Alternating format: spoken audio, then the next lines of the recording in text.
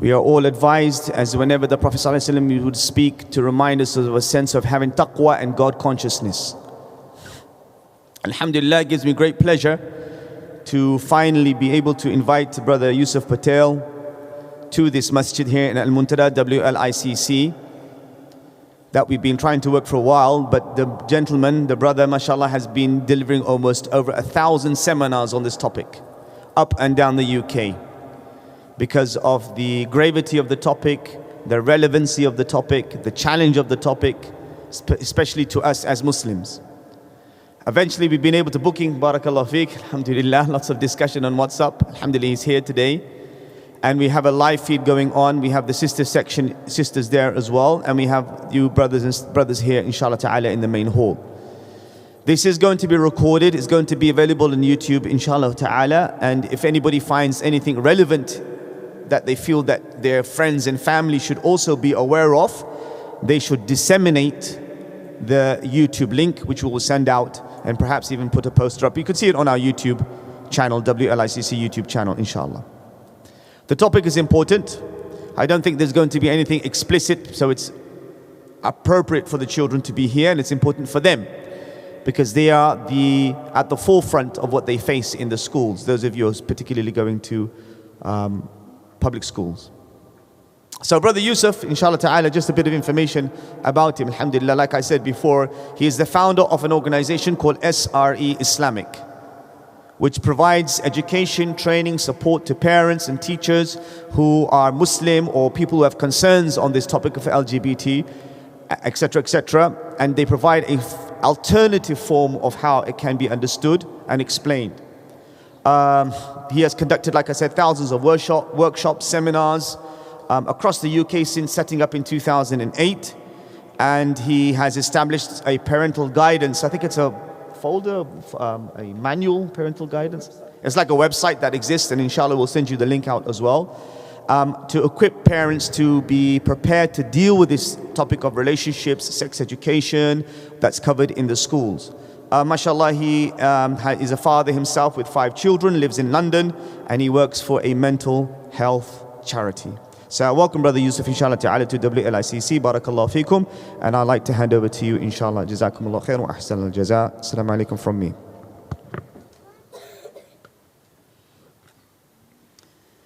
Alhamdulillahi Rabbil Alameen, Ar-Rahman Ar-Rahim, Maliki Yawmiddin, Wassalatu Wassalam, ala Sayyidina Muhammad bin Abdullah, Khatamul Anbiya wal Mursaleen. رب اشرح لي صدري ويسر لي عمري واحلل عقدة من لساني يفقهوا قولي. Assalamu alaikum wa rahmatullahi wa barakatuh. Firstly, Jazakumullah khairan for inviting me to this masjid, to this Islamic center, inshallah. And Jazakumullah khairan for attending, for being here today. Yeah, for those of you who are here as parents and those of you who are here as children. And I hope, inshallah ta'ala, you will benefit from it in some way, inshallah. So I want to just start off by talking about a conversation I had just a few days ago. So this sister calls me and says, look, I have a problem. I said, what is the problem? So she says, look, the problem is I have a relative of mine, a boy who's in my family, a relative who's close to us. And he just said, look, I identify as gay. And I no longer want to stay in the home, and he left the home, and they don't know where he is now. But that's not the main issue that I wanted to raise at the beginning. But it's what she said afterwards that really struck me. She said, look, I remember seeing something, you did a podcast just about 6 months ago, and you spoke about this topic. It was in Ramadan. And she said, look, I heard it, I understood it, and I thought it was very interesting. But then I thought, this is not going to happen to me. This will never happen to me. And that is the sentiment I hear a lot from parents. This is not going to happen to me. And by the mercy of Allah subhanahu wa ta'ala, it doesn't happen to us. By the mercy of Allah subhanahu wa ta'ala, it doesn't happen to us. But none of us are immune from that, are protected from that. And we are protected because of the mercy of Allah subhanahu wa ta'ala. And sometimes we think this is not going to happen to us. But actually, none of us are protected. It can happen to any of us. And so this is a starting point that sometimes, I speak to lots of parents and they have this idea, oh yeah, this is dangerous for our children. This is problematic for us as Muslims. But look, this is not going to happen to us. And sometimes this mentality stops us from responding to this issue and thinking about how do we address this issue in our community and with our young Muslims. But we should not have this idea in our mind. Because sometimes, most of the time I get calls from parents, talking about what's happening in schools and asking for help. But very often a week doesn't go by without a parent saying to me, look, I have got this problem in my home. My son identifies as gay. My daughter wants to become a boy. My son or daughter wants to leave Islam because they no longer believe in Islam. May Allah subhanahu wa ta'ala save us from all of those realities. But the issue is that this is a bigger problem than we acknowledge sometimes. When I speak to imams across the country, and I say these are the things that parents call me about, and they say, look, I always get parents asking me about these issues. And so sometimes, look, if you count up and add up all of those instances together, this is a bigger issue than we sometimes understand it is, and understand that it is. And also, there are a lot of parents who will face these issues, but will not ask for help because it's an issue of shame. And so I think sometimes we are walking into, or sleepwalking into, a bigger problem than we sometimes acknowledge. And the main way we solve this is not by reacting to it once it happens, but it's by trying to think about proactive measures that we can take before they happen. And that's what I'm going to talk about today. So I'm going to talk about some of the issues and problems with this subject in schools, and why we should address this issue of RSE in schools. If your children are in a primary school or in a secondary school, they will be taught these subjects. And that's the reality. They will be taught these subjects. So we've got to understand what our rights are, but also what our responsibility are as parents. And also, we're going to talk about how do we address this issue with our children. Because we have to address this issue with our children. And sometimes these issues can be very, how can I say it? Can be very intimidating and embarrassing. It can be very intimidating and embarrassing for parents. But we have to address it for the sake of our children and our community. So I'm going to start off with a quiz.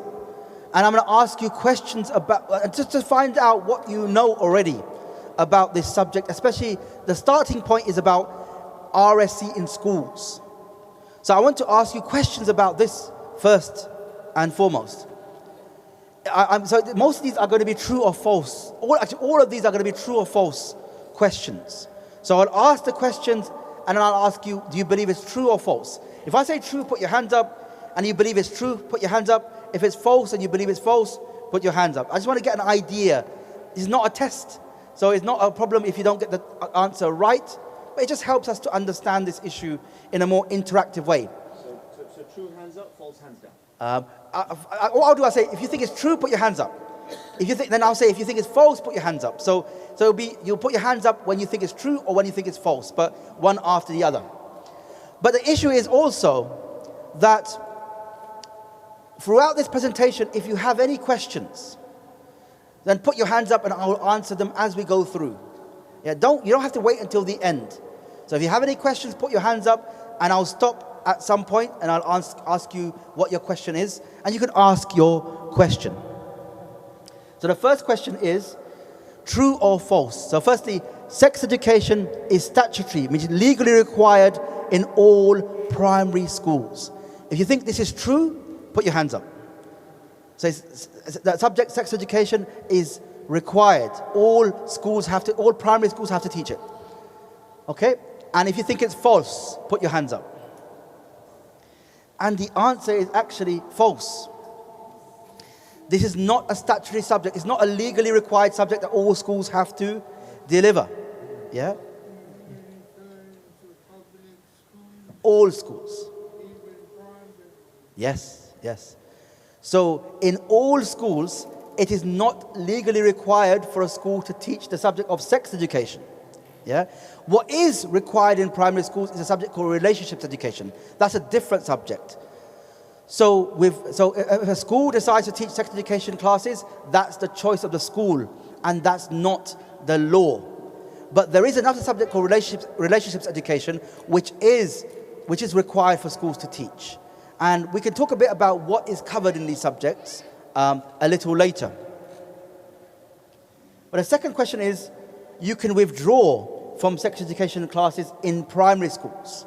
So as a parent, if you have a child in a primary school, you can ask the school to withdraw your child from sex education classes in primary school. If you think that's true, put your hands up. Now, if you think that's false, put your hands up.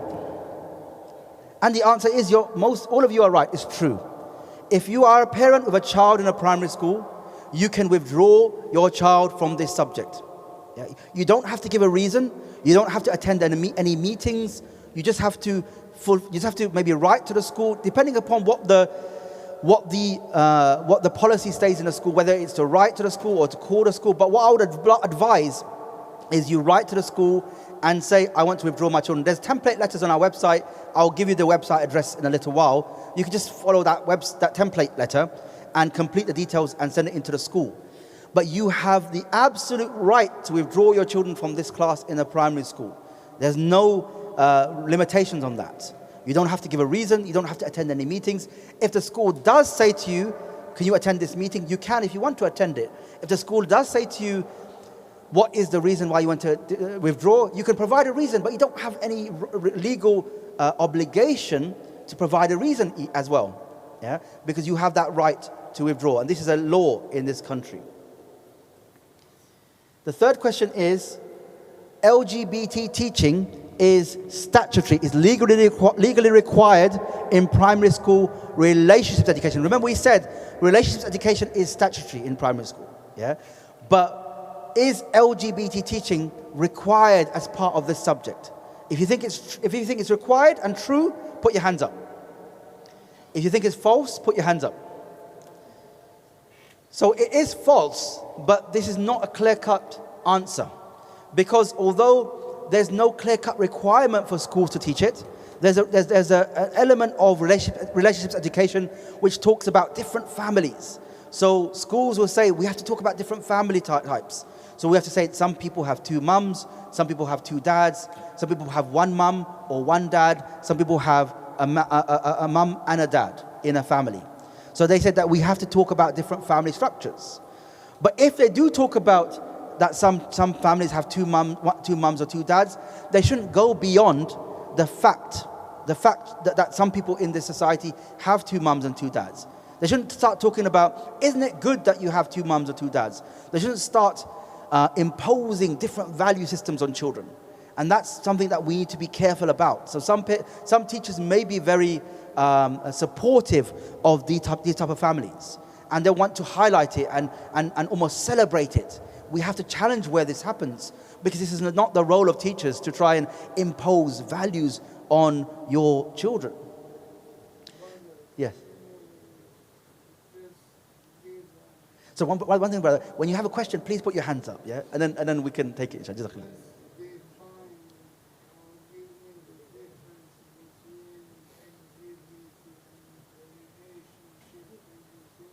So RSE is just a broad subject that covers things like safety, internet safety, different types of families or families for a child. It talks about protecting children from child abuse. There's different topic areas. There's 5 different topic areas that are covered.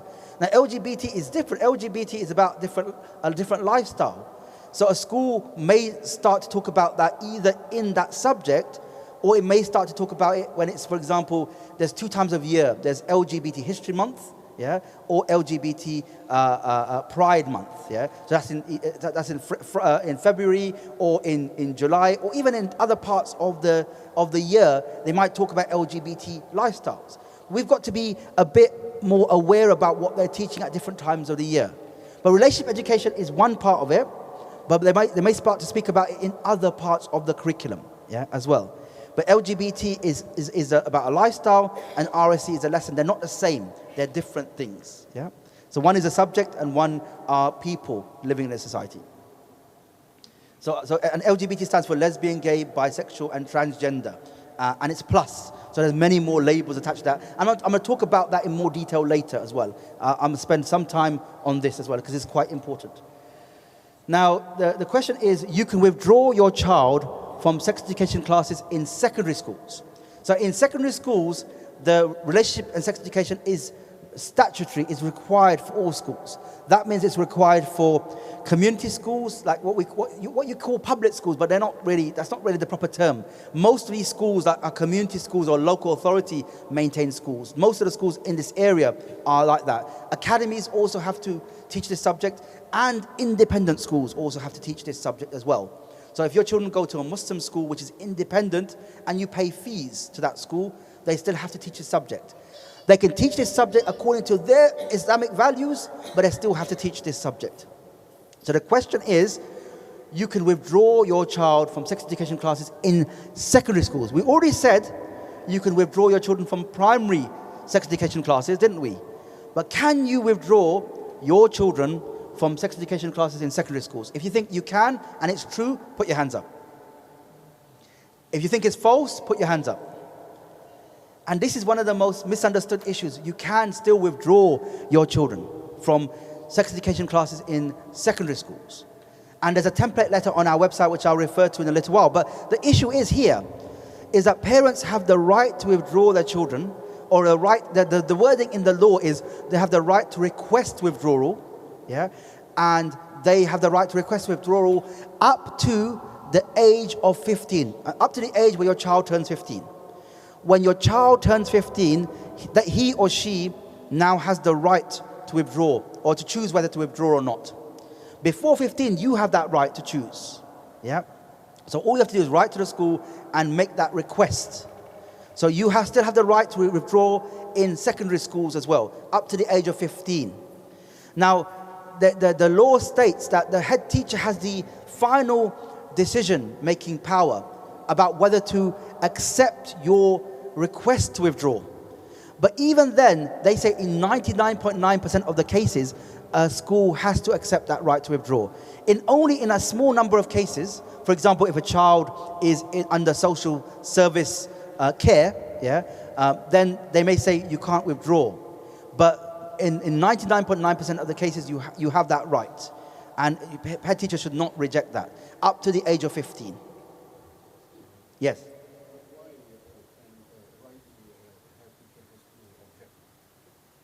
The head teacher can't object, but it's just the head teacher has been given some powers in some cases where a child, for example, is looked after by the local authority, or is in care, or is in fostering or adoption. Then they may say, no, that child is best in this class.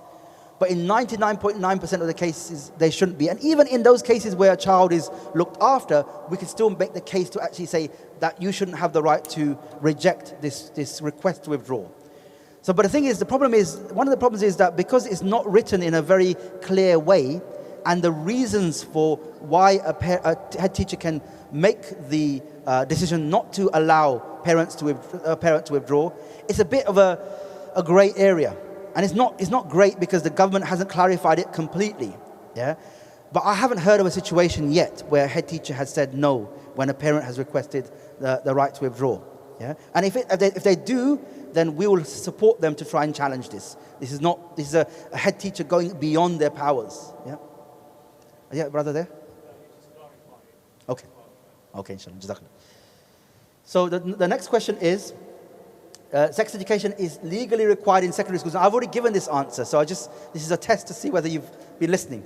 So, is it true that sex education is statutory, legally required in secondary schools? Put your hands up if it's true.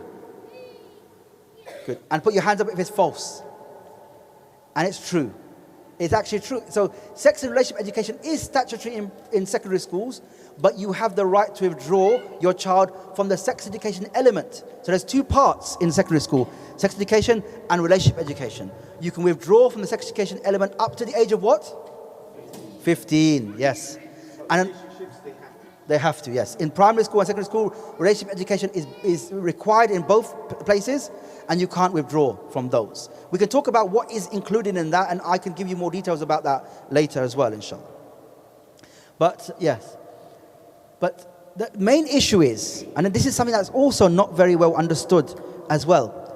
You know, the government has provided a lot of flexibility in terms of how schools should teach this subject. And the two areas in which they have flexibility is how and when they teach the subject. So how refers to the resources that they use. The government hasn't said you have to use this book or that resource or this website. The government just says you can choose what you use as long as you fulfill the basic requirements of the learning outcomes, which aren't huge. Yeah, so how a school teaches it is the decision of the school. So if a school tells you we have to use this particular resource, you say no, you don't. That is your choice. The government hasn't forced you to use this resource. Yeah, which means parents can be consulted and parents can say, actually, I don't mind this resource completely, but this particular part is not appropriate for my child or for Muslim children or all children. You can actually start to say, I don't want this part of it to be taught. And the school should consider that request as well, yeah, because it's been given the flexibility. Now, the problem is that lots of schools will buy in resources from different companies. And these companies, they all come from a very secular liberal perspective. They don't come from an Islamic perspective or even another religious perspective. They come from a very secular liberal perspective, which means that they believe that what is most important is the freedom of the person and the freedom of the child, more than the freedom of the parent. They also believe that it doesn't matter about whether God has any say in moral decisions about what is right and wrong. They don't believe that. So they come from a very specific perspective, different from our perspective. But we can challenge different resources that are used in schools. Secondly, when? The government doesn't say you have to teach this in year 1 or year 2 or year 3. Rather, what it says is that by the end of primary school or by the end of secondary school, you have to teach these aspects. So if, for example, there's lots of schools are saying in year 2 or year 3, we have to teach children about the names of different body parts. Yeah, and we say, look, this is not appropriate for year 2 children. Yeah, this is essentially how age, maybe 6 or 7-year-old children. This is not appropriate for them. So we can say to the school, can you teach that in year 4 or year 5 or year 6 rather than in year 3? So we can try and get the school to change when it teaches different aspects of the learning outcomes of the curriculum. So this is the flexibility that schools have been given, and so we should try and engage the school in this. Now the school has a legal obligation to consult with parents. The problem is most schools will just say, we're going to teach this in this year group and that year group, and they don't ask for parents' views. But the consultation means that schools have to ask for parents' views about what they're going to teach and when they're going to teach it. And when parents say, we don't like this, they should start to take those parents' views into account. Now, schools will not listen to everything a parent says. So if you say 100 things, schools may only follow 10 things. But if you say 100 things and a school doesn't listen to any of those 100 things, that means consultation hasn't taken place.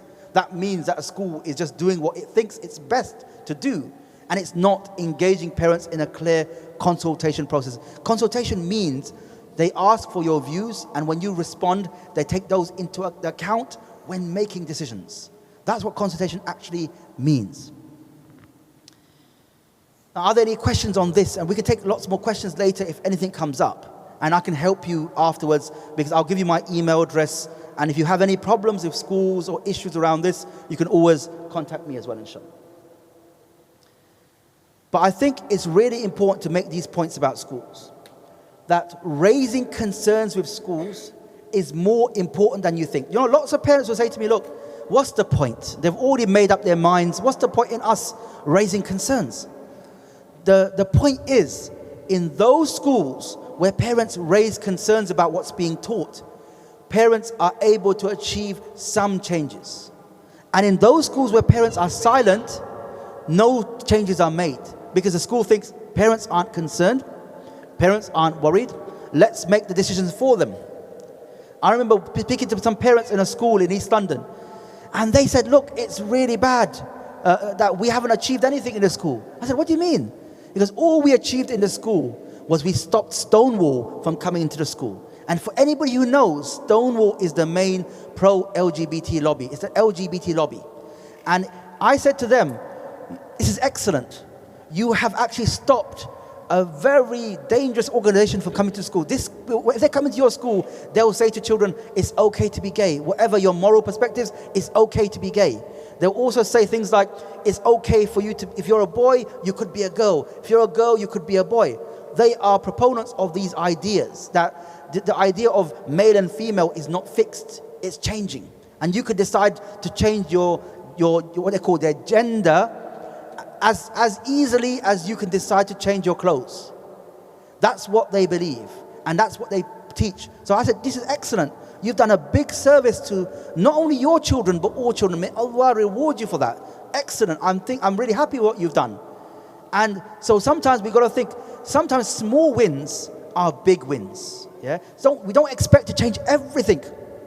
If we change some things, that's really important. And it's important to prioritize the biggest changes. Yeah? If these resources have explicit things in them, challenge them.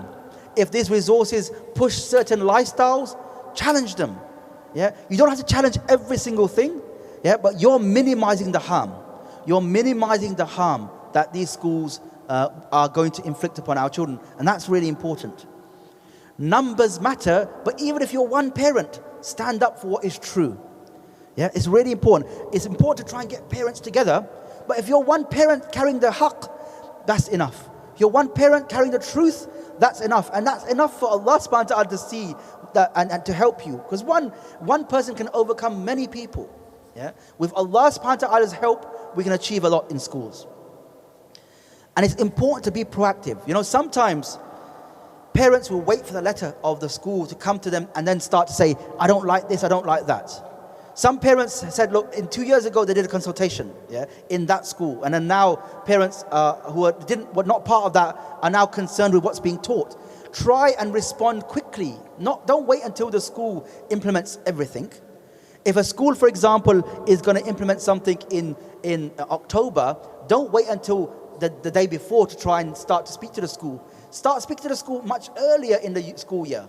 Yeah, lots of schools will start teaching this in summer term, maybe in April or May. What you should do is start speaking to the school in September. It's really important that we are proactive. Sometimes we wait for the fire to extinguish the fire, and then we wait and we say, oh, we can't extinguish the fire.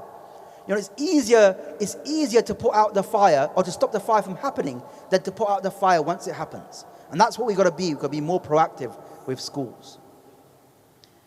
We've got to really ensure that schools separate teaching. 1 and 1 is 2. That's teaching. Yeah.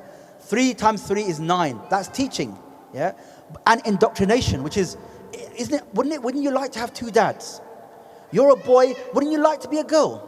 You're a girl. Wouldn't you like to be a boy? It's exciting to be something different, isn't it? Or someone who says, look, I don't like playing football. I'm a boy. Oh, you must be a girl, isn't it? That's indoctrination. That's not teaching. Teachers should not be doing that. And almost like, I remember speaking to one parent, and the parent said, look, my child was told that you are a boy, but you could be a girl. You are a girl, you could be a boy. And if your parents don't like it, we will help you. Is that the role of teachers? Is that the role of schools, to try and change them? No. Imagine there was a Muslim teacher in a school saying to non-Muslim children, wouldn't you want to be a Muslim? Let me make you a Muslim. They'd be on the front pages of the newspapers. How can we allow teachers to get away with saying to our children, you're a boy, you could be a girl, you're a girl, you could be a boy? As though these things are not factual realities. They're just things that can change. We have to start challenging these things. Another problem is that many schools will teach about these subjects in a way which talks about equality in a very one-dimensional way. They will say equality equals LGBT. Yeah, equality equals LGBT. So, for example, a school may be have the rainbow flag. They may be talking about celebrating LGBT History Month and Pride Month, and a child says, "I want to pray in the school." No, no, no. You keep your religion at home. So equality becomes one-dimensional. We need to expect schools to recognize that Muslim children are protected in law because they have what we call a protected characteristic. In law, there are 9 protected characteristics. One of them is LGBT, but another one is religion and belief. So we need to say to the school, you need to take into account our religion and belief because these are protected characteristics. So we need to expect schools to think about equality in a wider perspective than they actually do at the moment. Now you could go to this website, sreislamic.org/resources, and on that website you will find template letters. A template letter for a primary school and a secondary school. It's in Word format, so all you have to do is download it, and it's a withdrawal letter. You change you add your child's details, you write the name of the school, you sign it, you print it out and sign it, and you send it to the school. For primary schools and for secondary schools. There's also different resources for parents. There's a guidance that helps you to understand all of the key issues around this subject in school. There also is on there guidance for primary schools and secondary schools. It talks to schools about not only what is required to teach and not required to teach, but also it talks about the Muslim perspective. What are the concerns of Muslim parents around relationship education in primary schools? What are the concerns of Muslim parents about relationship and sex education in secondary schools? You could just download it and email it to the school and say, look, I think this will be a helpful document for you to understand our perspectives so that we don't create conflict in schools, because we don't want to create conflict in schools. We don't want parents and schools to be in a fight, in a boxing match. This is not what we want. We don't want parents to be demonstrating outside schools. That's not what we want. We want a good relationship between parents and schools, and so we need to try and find ways in which we can achieve that, inshallah. So you can find that all on the website as well, inshallah. So look, sometimes we think as parents, look, the LGBT lobby is too powerful. Look how powerful they are. They can achieve anything. They say jump and everybody jumps. No, this is not true. They're only as powerful as we make them out to be. And sometimes we give them power that they don't have because we say they're too powerful. Yeah? We say they're too powerful, what can we do? We actually can do a lot of things. We can do a lot of things. And that is, but first of all, is being proactive in schools. And the second part is about how we speak to our children and our community about these subjects, which I'm going to talk about next. There's a lot we can do. We can't say there's nothing we can do. There's a lot we can do. Yeah? And there's this idea that parents have, look, if we speak to our children about LGBT type issues, then we'll get into trouble. That's not the case. We will not get into trouble. We have the absolute right to speak to our children about these subjects. And when schools start to say to our children, you can't say this, you can't say that same-sex relationships are sinful. If they say that to our children, we should challenge this. The problem is sometimes we don't challenge it and schools get away with it. This idea that, we don't live in a Muslim society. Sometimes schools will say to us, if you don't like it here, why don't you go to a Muslim school? We say, no, I'm a taxpayer. I pay money that pays for your wages. Yeah, I pay for the school's upkeep. Yeah, I am a member of this society. I have absolutely the right to say things that I think are going wrong in the school, as much as I have the right to say things that are going right in the school. When you do things right, I will say, excellent, well done, brilliant job. But when you are doing things which go against what you should be doing as a teacher, I will also stand up. And I have absolutely every right to do so. We need to be very clear with schools that we have the right to speak up when it matters. I want to very briefly talk about some of the books, just to give you an idea about some of the things that can be taught in your school. Now, to find out about whether these books are in your children's school, you should go to speak to your children's school and find out. Yeah. So I'm not saying these are definitely in your children's school. So, for example, there's 2 books. There's a book called Daddy, Papa and Me, and Mummy, Mama and Me. And they talk about children who are brought up in a same-sex relationship, like by 2 mothers or 2 fathers. Now, as a factual reality, if a school says that some people in this society are brought up by 2 people who they call their mothers or 2 people who they call their fathers, that's a fact. But if they start to promote it and say, isn't it good? And some of these books actually try and say, this is really good, isn't it? Is it good to have two mothers and two fathers? And they normalize something which is not, the number of children who have two mothers and two fathers is very minimal, small amount, a very small amount. But they'll talk about it. But imagine in a family, imagine there was a man who had more than one wife and children. Would they talk about that and say, isn't that great? No, they wouldn't. Because one is seen as very positive in the society and one is seen as very negative in the society. But both are still the reality of family types in our society. But we've got to say, look, we've got to really, firstly we've got to challenge when these books are in the school. I remember parents going to a school and speaking to the head teacher and saying, look, this book is in your school and I don't think it's appropriate for reception children, like 4 or 5-year-old children to be reading these books. And the head teacher sometimes will say, I didn't even know these books were there. We have to start speaking out against them and say, look, this is not appropriate for these children because they promote very different lifestyles in a way which does not accept moral positions that other people have.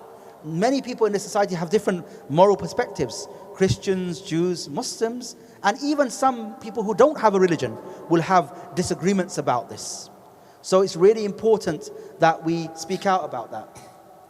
So there's other books that I want to talk about. For example, Julian is a Mermaid, yeah? And this is a book about a boy who likes to dress in girls' clothes. And this is somehow normalized. It's not normal. Because they say, the whole idea is that there's no such thing as boys' clothes and girls' clothes. That's what they believe.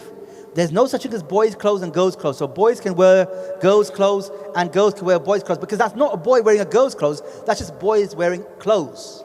So it's really important that we start to talk about it. Because the way this book is framed is that, the grandmother initially looks very disturbed by the choice of the boy. And then she embraces it and says, this is wonderful. And she helps him to choose different clothes and wear different clothes. But this is promotion of really strange ideas that are not accepted in society. There are such things as boys' clothes and girls' clothes. They are realities. And we've got to push back against these types of views. These are quite fringe views that become quite popular. There's a book called And Tango Makes Three. It's about two penguins. And this is supposed to be based on a true story about two penguins in New York State Zoo.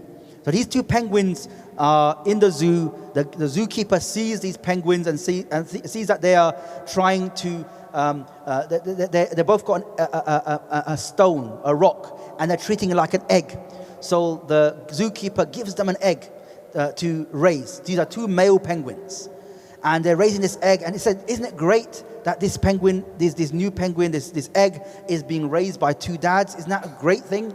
And then in the end, the egg hatches, and the egg becomes a penguin called Tango, and Tango makes three. And the issue is that they're trying to say, look, in the animal kingdom, we have these types of behaviors, so it's okay. But there's lots of behaviors in the animal kingdom that we wouldn't ever try and follow. So imagine one animal going up to another animal and just killing it on the spot. Now, if we did that and said, well, animals do it, we would be arrested and imprisoned. So it's not to say that the actions and behaviors of animals is somehow an acceptance of behavior in human beings. But the other thing is, this book is based upon what they say is true story. One of the penguins later on mated with a female penguin and started to raise a child on its own, but nobody talks about this. So they say, they start to say, no, it was not that the penguin was not gay, it's that the penguin is bisexual. So they try and change the facts to try and suit their own positions. There's also a similar thing. There's a story, like how you have fairy tale stories about a prince trying to find a princess. So this is what you call king and king. In a kingdom, you have a queen ruling a kingdom, and then you have a one and only son. So now the queen is going to die eventually, yeah? And so she says, you've got to find a queen. You've got to find your future queen to rule this kingdom. So he looks at lots of different princesses. He doesn't like any of them. One princess comes into the room and he says, wow. But he's not happy with the princess. He likes the prince, her brother. So they marry and they rule this kingdom and they live happily ever after. Now this is also very like social engineering. Yeah? It's trying to get our children to understand family types and relationships in a different way to what we understand. And this is really problematic. And then the final one is, this is quite a dangerous one as well. Yeah, this is about gender identity. You know, this is an idea in a society that a boy can become a girl and a girl can become a boy just like that. Yeah, and yesterday I was watching this video of this girl who's 18 years old now, and she said, "Look, when I was growing up, yeah, I didn't like to wear dresses like other girls. I didn't like to do the things that other girls did." And so people around me said, "You must be a boy then. You must be born in the wrong body." So she said, I entertained that idea because all the adults around me said, "You must be a boy. Yeah, you must be a boy. You're a girl, but you must be a boy." So she said, so she said that I entertained this idea. I had puberty blockers. I had medication to try and stop puberty happening in my body. I had operations to change me. And now I'm 18, I believe this was a huge mistake. This is the biggest mistake of my life. But everybody around me didn't say to me, "Look, what's wrong with you? Yeah, wake up. There's some problem with you. We need to start solve it. Maybe you don't have love in your life. We need to help you with this. Maybe there's something wrong. Let's try and find out what's wrong." Instead, they said, they entertained the idea. And they said, "Now my body is deformed. I can't change back. And my life is almost over." And this has happened to lots of people in the society, yeah. But they only ever talk about the boy who wants to become the girl who wants to become a boy. They don't talk about the people who have gone through this and now realize how big a mistake it was, and how they can't change that mistake anymore. So, where are we now? So we are, yes, Franco, yes. Sorry? I don't know this. This is not the question that is part of this discussion today. So okay, let's carry on. Yeah, let's carry on. So what we want to do is try and understand these perspectives, because these perspectives are being thrust upon our children, and we've got to start to respond to these.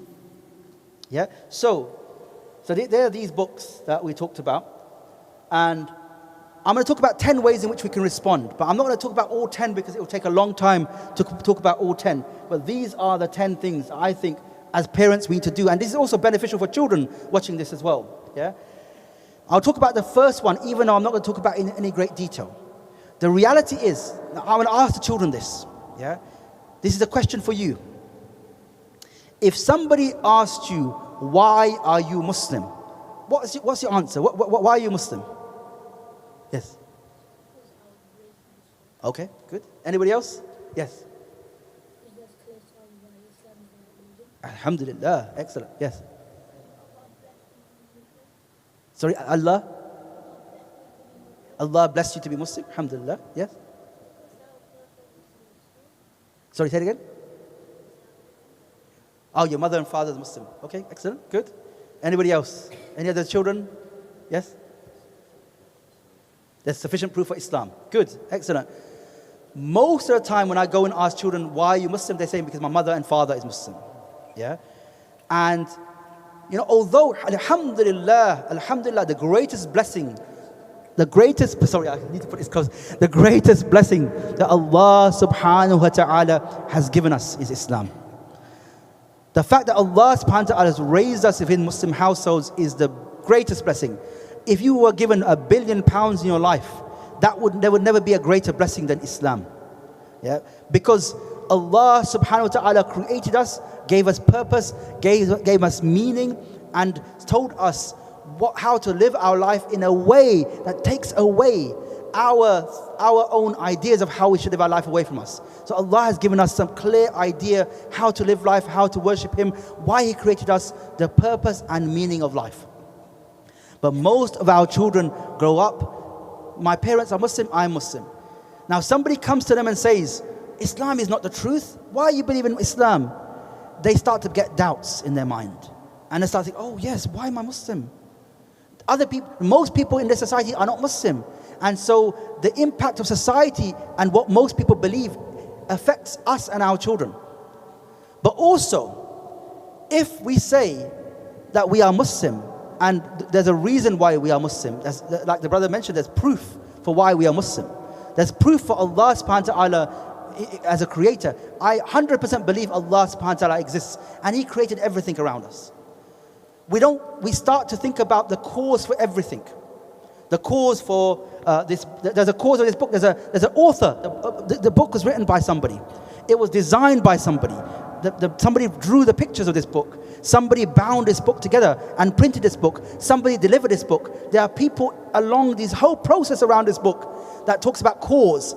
People caused this book to come into being. We talk about causes for the computer, for the desk, for this carpet, for everything around us. But when people start to talk about the cause for our existence, they say, oh, it's chance. We came about through chance. We came about by accident. We came about by nothing. It's ludicrous. It's so silly to believe everything has a cause, but not people. Not all of us. Allah is the cause for creation. The fact that Allah subhanahu wa ta'ala originated human beings is the cause. And there's so many evidences in the Quran. إِنَّ فِي خَلْقِ السَّمَاوَاتِ وَالْأَرْضِ وَاخْتِلَافِ اللَّيْلِ وَالنَّهَارِ لَآيَاتٍ لِأُولِي الْأَلْبَابِ. In the creation of the heavens and the earth and the alternation of night and day, these are signs for those who are the ulil albab, those who have those are people of knowledge, people of thinking. Allah talks about this in many ayat of the Quran. This is the cause for our existence. And then after we believe that Allah subhanahu wa ta'ala created us, how do we know how to live our life? We need something to guide us. And that's where the Quran comes into being. But then someone will say, how can you know that the Quran has divine origins? And we say, because we have proof. Allah subhanahu wa ta'ala laid a challenge for mankind to bring the like of it, because this book has only got divine origins. Yeah, because of the nature of the strength of the book in terms of the way the words come together in a style which is not poetic, which is not conformed to any other style of any book or any communication. It has divine origins. There's also other evidences to why we know that Allah subhanahu wa ta'ala points to in the Quran about the divine origins of the Quran. But we have to, what we do is we have to build firm foundations in our children. If we say to our children, we have to pray. Why do you have to pray? The main reason why you have to pray is because Allah subhanahu wa ta'ala says we have to pray. But why do you have to pray? Allah says. But why do you have to obey Allah? Because Allah subhanahu wa ta'ala created us, and He defined for us good and bad, and success and failure. That's it. That's that. And if our children know this with yaqeen, without any doubt, then we have a firmer foundation in our children. So we can't rely upon our children are just being Muslim because they are born Muslim. Why can't we have girlfriends and boyfriends? Because Allah subhanahu wa ta'ala has defined the relationship between men and women. Yeah? And because we worship Allah subhanahu wa ta'ala, we obey Him above anybody else. What Allah subhanahu wa ta'ala defined for us as good and bad is good for us and bad for us if He subhanahu wa ta'ala defined it as good and bad, even if we do not know the reason. Allah subhanahu wa ta'ala defined everything for us, and He knows us better than we know ourselves. If the masjid said, look, there's something wrong with this microphone, we don't know what's wrong with it, they would speak to somebody who either manufactured this microphone or who knows how to fix it. Yeah? They'll look to an expert. Yeah? The expert for creation is Allah subhanahu wa ta'ala. He created everything. He created everything. So we return back to Him to define for us how we live our lives. Now I'm not going to go into detail about this, but I'm going to go into detail about fathers love your children, number 2. Number 3, challenge normalization, make dua, fathers step up and keep the line of communications open. So 5 things. Yeah? And inshallah, hopefully we'll get through this in the time we have allotted. Inshallah. This is very important. Loving your children. And ask, what does love mean? Anybody answer this question? What is love? Yes. Excellent. Yeah, when you care about something or someone. Brilliant. Anybody else?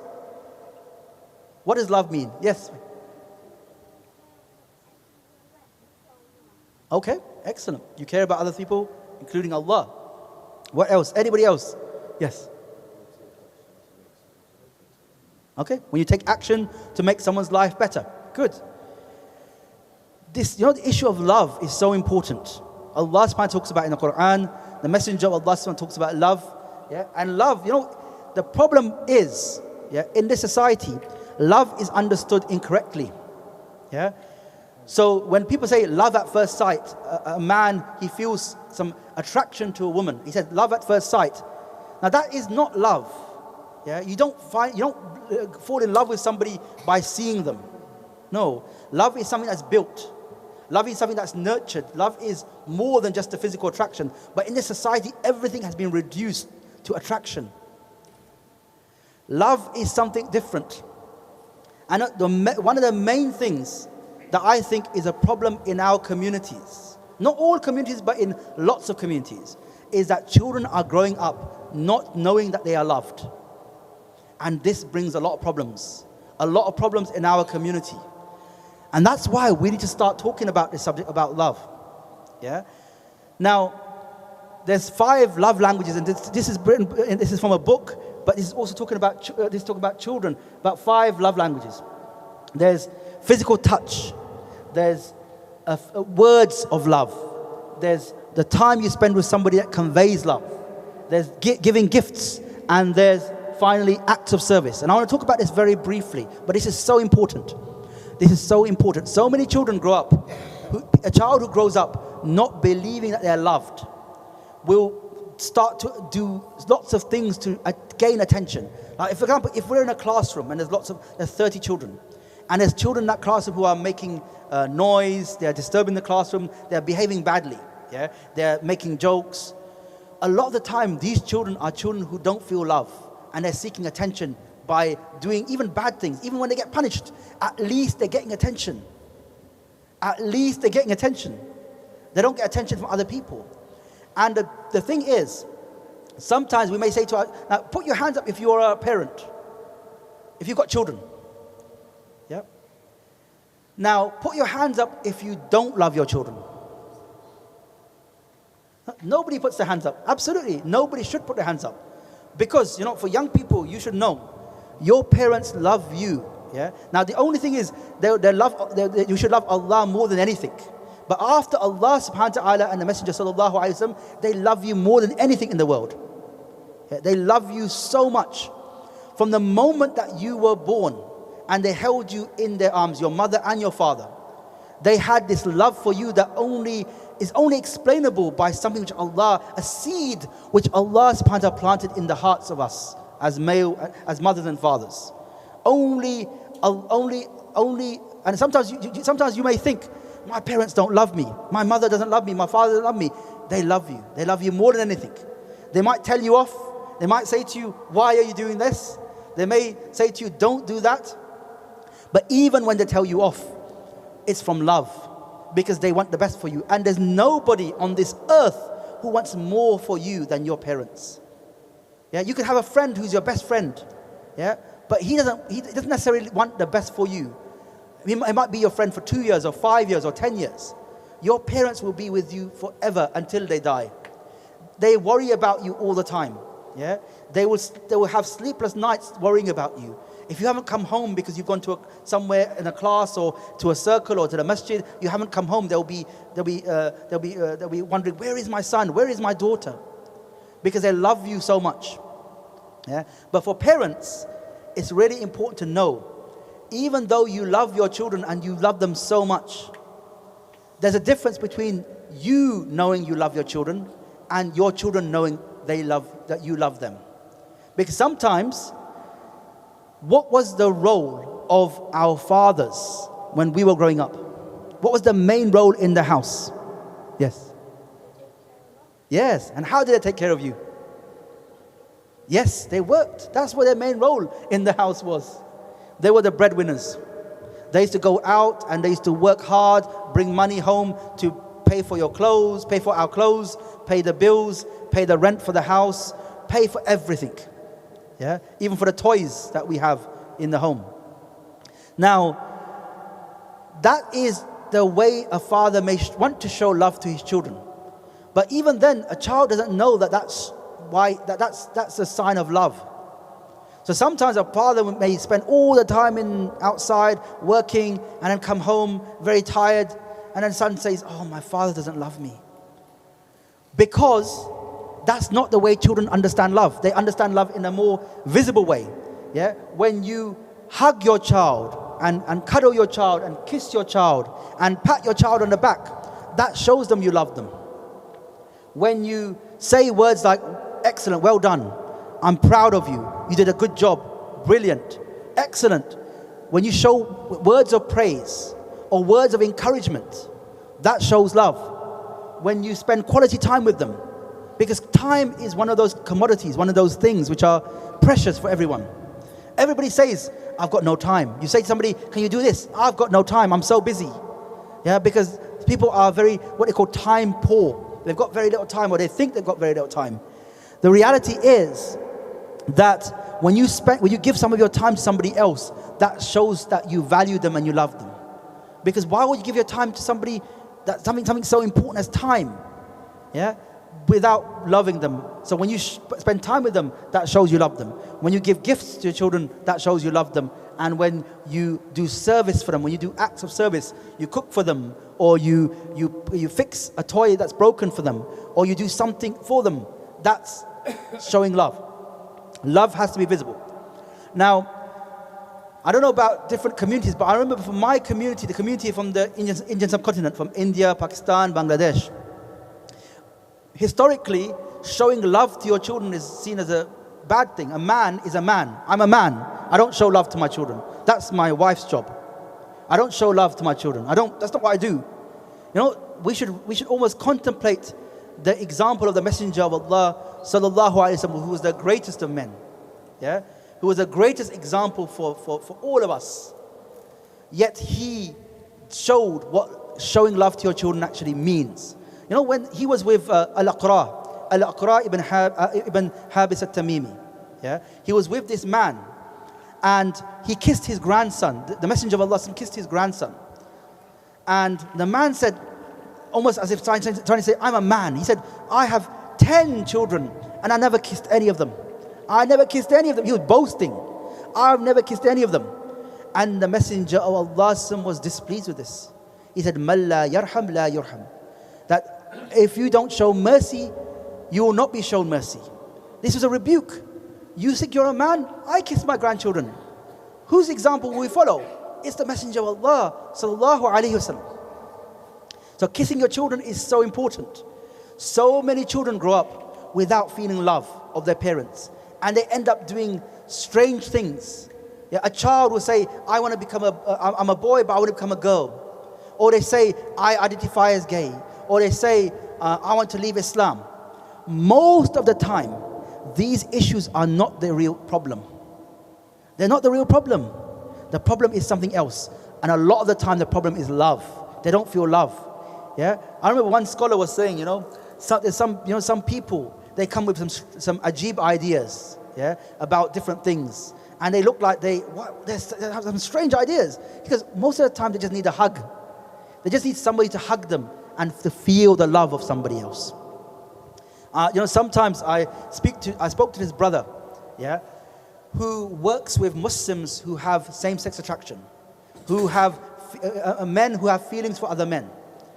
And he was saying, look, I work with them. Sometimes those men who have these feelings, all they need is a hug. Yeah, and actually, that's the issue of love. In this society, love has become so sexualized, has become something so dirty. Yeah, when love is something very, very, very innocent. If you love your brother, what did the Messenger of Allah say? If you love your brother, what did he say? Sallallahu alaihi wasallam. Tell him. Yes. You can love your brother. I'll give you an example. Yes, I was in Manchester about 3 weeks ago to talk about this subject, and I was in a masjid speaking to this imam, very, very, very nice man, mashallah. And I came into the masjid and he saw me. He came towards me and he held my hand. Yeah, and we were walking. And as somebody who's born and brought up here, yeah, holding another man's hand is not natural. I felt very embarrassed by that. But this is so natural. This is so normal. This is so acceptable. It's a show of love. And if two men, like for example, last week I was in Reading, and a brother drove me to the station to go home, and I said to him, Jazakallah khair for your hospitality, and I shook hands and I hugged him. There were some boys there, and they were like, they saw this as something different. They saw this as something like, oh, they must be gay. Because in this society, this idea of a man showing love to another man can only mean one thing. We've got to change this idea. Men hugging each other out of love, a man saying to another, I love you, is something that is from the sunnah of the Messenger of Allah, sallallahu alaihi wasallam. It's something natural. We've got to reclaim this idea of love and show our children what love actually means. Yeah, it's like when you say to your child, "Well done," when you say "excellent," I'm really proud of how you did that. Your child will feel, "Wow, I am valued. Somebody notices me. Somebody values me." But the thing about when you praise your child, first thing, there's a few rules around this. One is, and praise is a show of love. It's a type of love. When you praise your child, do not overpraise them. Yeah? Don't praise them for everything. Oh, well done for walking down the stairs. Well done for walking up the stairs. Well done for getting out of bed. Well done for the way you put up those clothes. When you give too much praise, it loses its value. It's like when you put too much salt in food, it loses its taste. Give enough. Yeah, enough to nurture them and to show your love and appreciation for them. But when you praise them, focus on the effort and don't focus on the result. Why is this? Why should you focus on the effort and not the result? So you say to them, well done, you put a lot of effort into that. Excellent, well done. Rather than saying, well done for getting an A star in your GCSEs. You said, well done, I know you put a lot of effort into that. Well done. Why do you focus on the effort and not the result? Yes? The results will take time. Yeah, the result may take time, yes. What else? Okay, the child may value effort more. Yeah, good. What else? Yes, at the back. Say it again. Yeah. So you have good effort, you get the results, good. But there's a couple of more reasons as well. Yes, at the back. The child will endeavor to make more effort to achieve further higher grades. Yes. Excellent. Effort can be improved. Effort is not like result. Result is fixed, it's end, it's gone. But effort can always be improved. So if you always praise the effort, they can always improve on that. Yeah. What can I do if you say, well done, you got an A star? What can I do next time? Nothing. But well done, you put so much effort into that. You put so much time and you spent so long revising. MashaAllah, you've done a really good job. Yeah? Effort. What's another reason? Yes. Yes. Yes. She didn't get the result that she wanted. Yes. Yes. So she was worried. Yes. But we told her no. Yes. And she told her, we said to her, Alhamdulillah. next time. Yes. From that girl, she was so happy. Yeah, absolutely. Yeah, good. We showed her that to love her, Yes. done the results. Yes, so the brother gave the example of a girl who got her exam results, but she didn't get the results that she thought she'd get. And she was very worried, and her father said, well done, it was good, you did very well. And it gave her a sense that not only that were her results not bad, but that he loved her, which is really good. Yes. Yes. And then he focused on the effort, and that helped her to understand that she can improve on her effort next time. Good, excellent. So the effort, first of all, effort can always be improved. But the second reason also is because the results, where did the results come from? Allah, absolutely. The results come from Allah. Now imagine, yeah, there are some children who have got such fantastic memories. They read a page of Quran once and they've memorized it. Yeah, mashallah, tabarakallah, they have got an excellent ability to memorize. Well, where does that ability come from? Yes, from Allah, absolutely, from Allah. It doesn't come from them. Yeah, it doesn't come from their own hands. So if you say to one child who is able to read one page of the Quran, memorize it in 5 minutes, and the other child, he takes 2 hours to memorize the same amount or even less. It takes him 2 hours to memorize half a page of the Quran or 3 ayat of Quran. And if you say to that child who struggles, you need to do better, you need to do like your brother, how would that make him feel? Yes. Yes. Yes. it makes him feel sad, and he thinks he can't do good, and he compares himself to his brother and thinks, I'm not going to be as good as him. He may even give up on memorizing the Quran. You know, but the thing is, the reality is that if you focus on the effort and not the result, and you recognize that the result is from Allah, and you say to the son, your child who is not doing so well, alhamdulillah, keep it up. Even if you have the intention to become Hafiz al-Quran and you die, you will be raised up as a Hafiz, inshallah, because of your intention. Carry on, keep working hard. It may take you longer than other children, but Allah subhanahu wa ta'ala sees the effort you're putting in there. So carry on, you're doing a good job. And if you say to the other one, well done, you put in a lot of effort there. Your effort is paying off. So you focus on each child as an individual, and you focus on the effort and not the result. Because different children have got different capabilities. Some children are very academic. Some children are not so academic. Some children are able to learn languages very well. Other children may not be as good at learning languages. Some children may be they can speak to anybody on any subject. And other children are very much, no, I don't like to speak to lots of children, lots of people.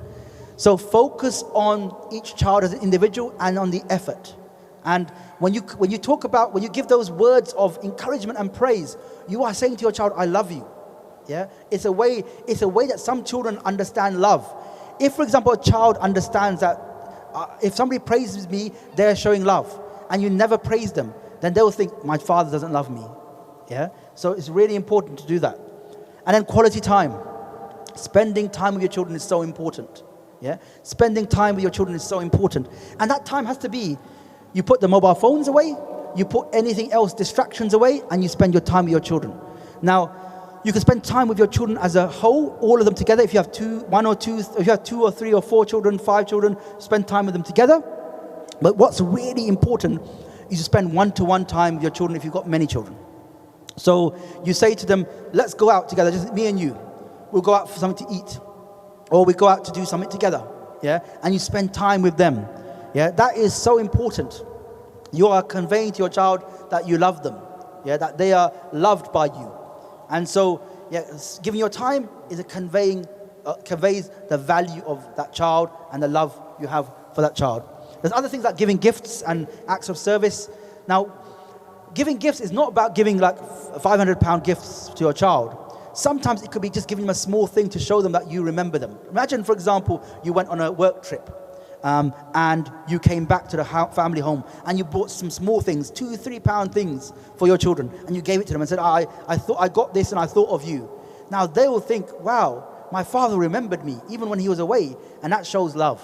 For some children, that is the way that they understand love from their parents. So try and give them small gifts. I'm not talking about become bankrupt and get into debt by giving them gifts. No. I'm just saying small things, and sometimes it's the value of the act of giving the gift, and not the value in terms of price of the gift. And then finally, acts of service. Do acts of service for them. Yeah. Yes. Well, I think also, discipline. For some kids, sometimes when you show them love, Yes. Yes. as soon as you make a discipline with them, everything is coming. Yeah, good question. So the brother said that's a very good question. He goes, you can show love to children, yeah, lots of love to children, but when you discipline them and tell them off, they will become very angry. Now the issue is, it's really important that we discipline our children. It's not about saying, just love your children and they do all the wrong things and you don't worry about. No, we have to discipline our children. We have to tell them what is right and wrong. If they do something wrong, we tell them that. But sometimes, try doing this. Try saying to your children, look, you imagine you tell them off and then you hug them straight after. Or imagine you tell them off and say, look, I'm only telling you this because I love you so much. Yeah, and I want the best for you. Yeah, and the Prophet said the best of the manners are so important and almost the essence of a person. And therefore, I'm trying my best to build in you the good habits that will help you in your life and in your akhirah. And that's why I do. I love you so much, and that's why I tell you. Sometimes I tell you things and you don't like it. Yeah, you can say, even when I was younger, my father used to tell me off. I didn't like it as well. Yeah, nobody likes being told off, but you have to do it. But even doing it with love, and even if they don't think that at that time they love you, it's more important at that stage to discipline them, to say, this is why I'm telling you this. Yeah, And also, don't overdo the discipline. Sometimes it's how we tell them off that's more important than the telling off. If we shout at them every time they do something wrong, then that's not good.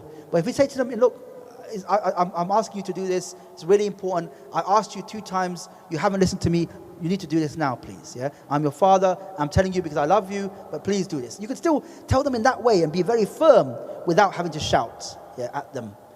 So it's sometimes the way we also discipline them that matters.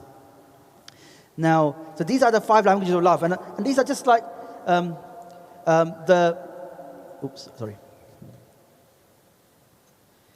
So these are the 5 languages of love, and sorry, it's not working. Yeah, just do it. That's it. Do that. Hey, Karen. Oops, is it not working? Oops. Sorry, this is because the message has come off on the screen.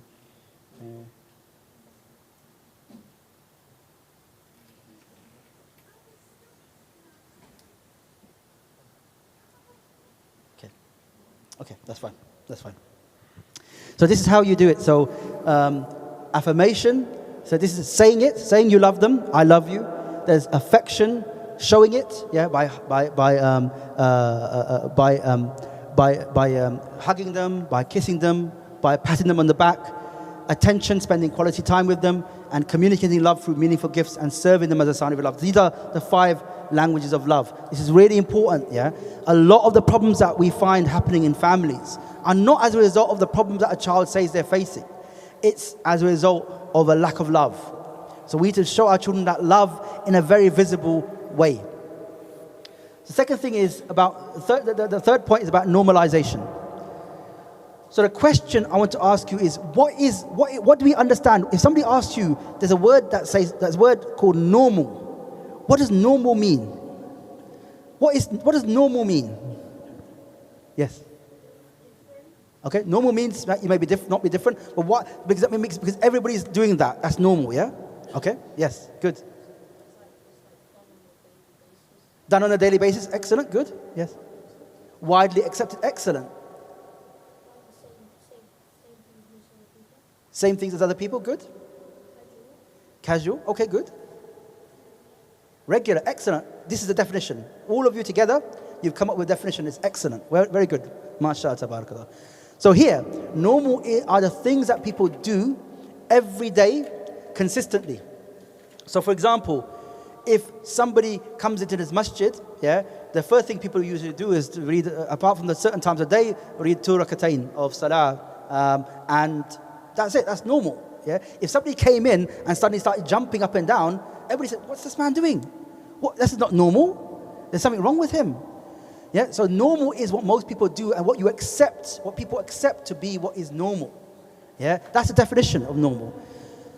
I remember before the pandemic, before coronavirus, what used to happen was that I used to go to work, and on the way to work I used to see people, mainly Chinese people, wearing masks. And I say, what? This is really strange, ajib, this is ajib. Why are they wearing masks? And then when the coronavirus happened, we all started to wear masks, and that started to become normal. Initially, it was like, this is so abnormal. I don't like wearing masks. It's not nice. And then it became normal over time. Things can become normal very easily, yeah, by people doing things again and again, widely, yeah. Now, how does this understanding of normalization as a process help us to understand how we ensure our children understand the normal that we as Muslims understand as normal?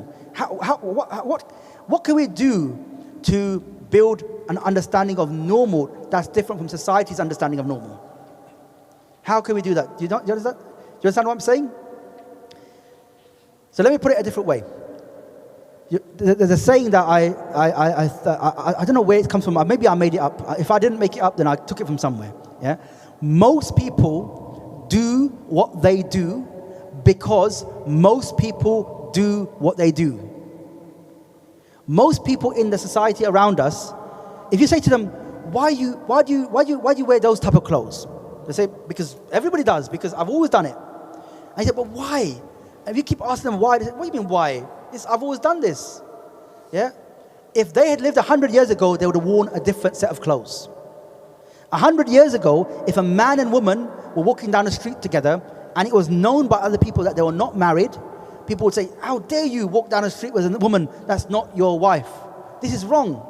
If a man and woman lived together in the same house, but they were not married, people would say, this is disgusting. How can you do this? This is living in sin. But now, these are all normal things. Yeah? 50 years ago, if a man said, I want to marry another man, that would be seen as abnormal. But now, it's seen as normal because it's legal. There's lots of things that were not normal that became normal. When a society bases its idea of what is normal or good and bad based on the mind, then anything can be possible. Anything can be possible. Yes. Sorry? It's normal. It is normal. In society it's normal, but from us it's not normal. Yes, absolutely. But our understanding of what is normal is different from a lot of the society's understanding of normal. Yeah. Yes. Yes. Yes. Because yes. I think the thing is, that's a good question. So the issue is normal. The definition of normal is what most people do and most people accept as acceptable. Yeah. Now, it doesn't matter if in a society, even if most people are not LGBT, but most people accept that this is how people, they say, live and let live. You can live how you want to live. That's not, it's no skin of, they say, no skin of my nose. If you behave like that, that's up to you. Yeah? So most people have accepted it. Even people who have some problems with it, they will not speak out openly. Yeah? That they will not say, this is wrong. Or they'll just say, yeah, let them live their life. Because so it's not that so normal as a definition is what most people do and have accepted, but when it's applied upon people, normal will change based upon a number of factors. Like as Muslims, our normality is what Allah subhanahu wa ta'ala says is good and bad, and that will never change. If Allah subhanahu wa ta'ala says salah is good, it will be good until Yawm al-Qiyamah. If Allah subhanahu wa ta'ala says that only a man and woman can marry, then that's going to be our accepted understanding of what is normal in relationships from now until Yawm al-Qiyamah. It will never change.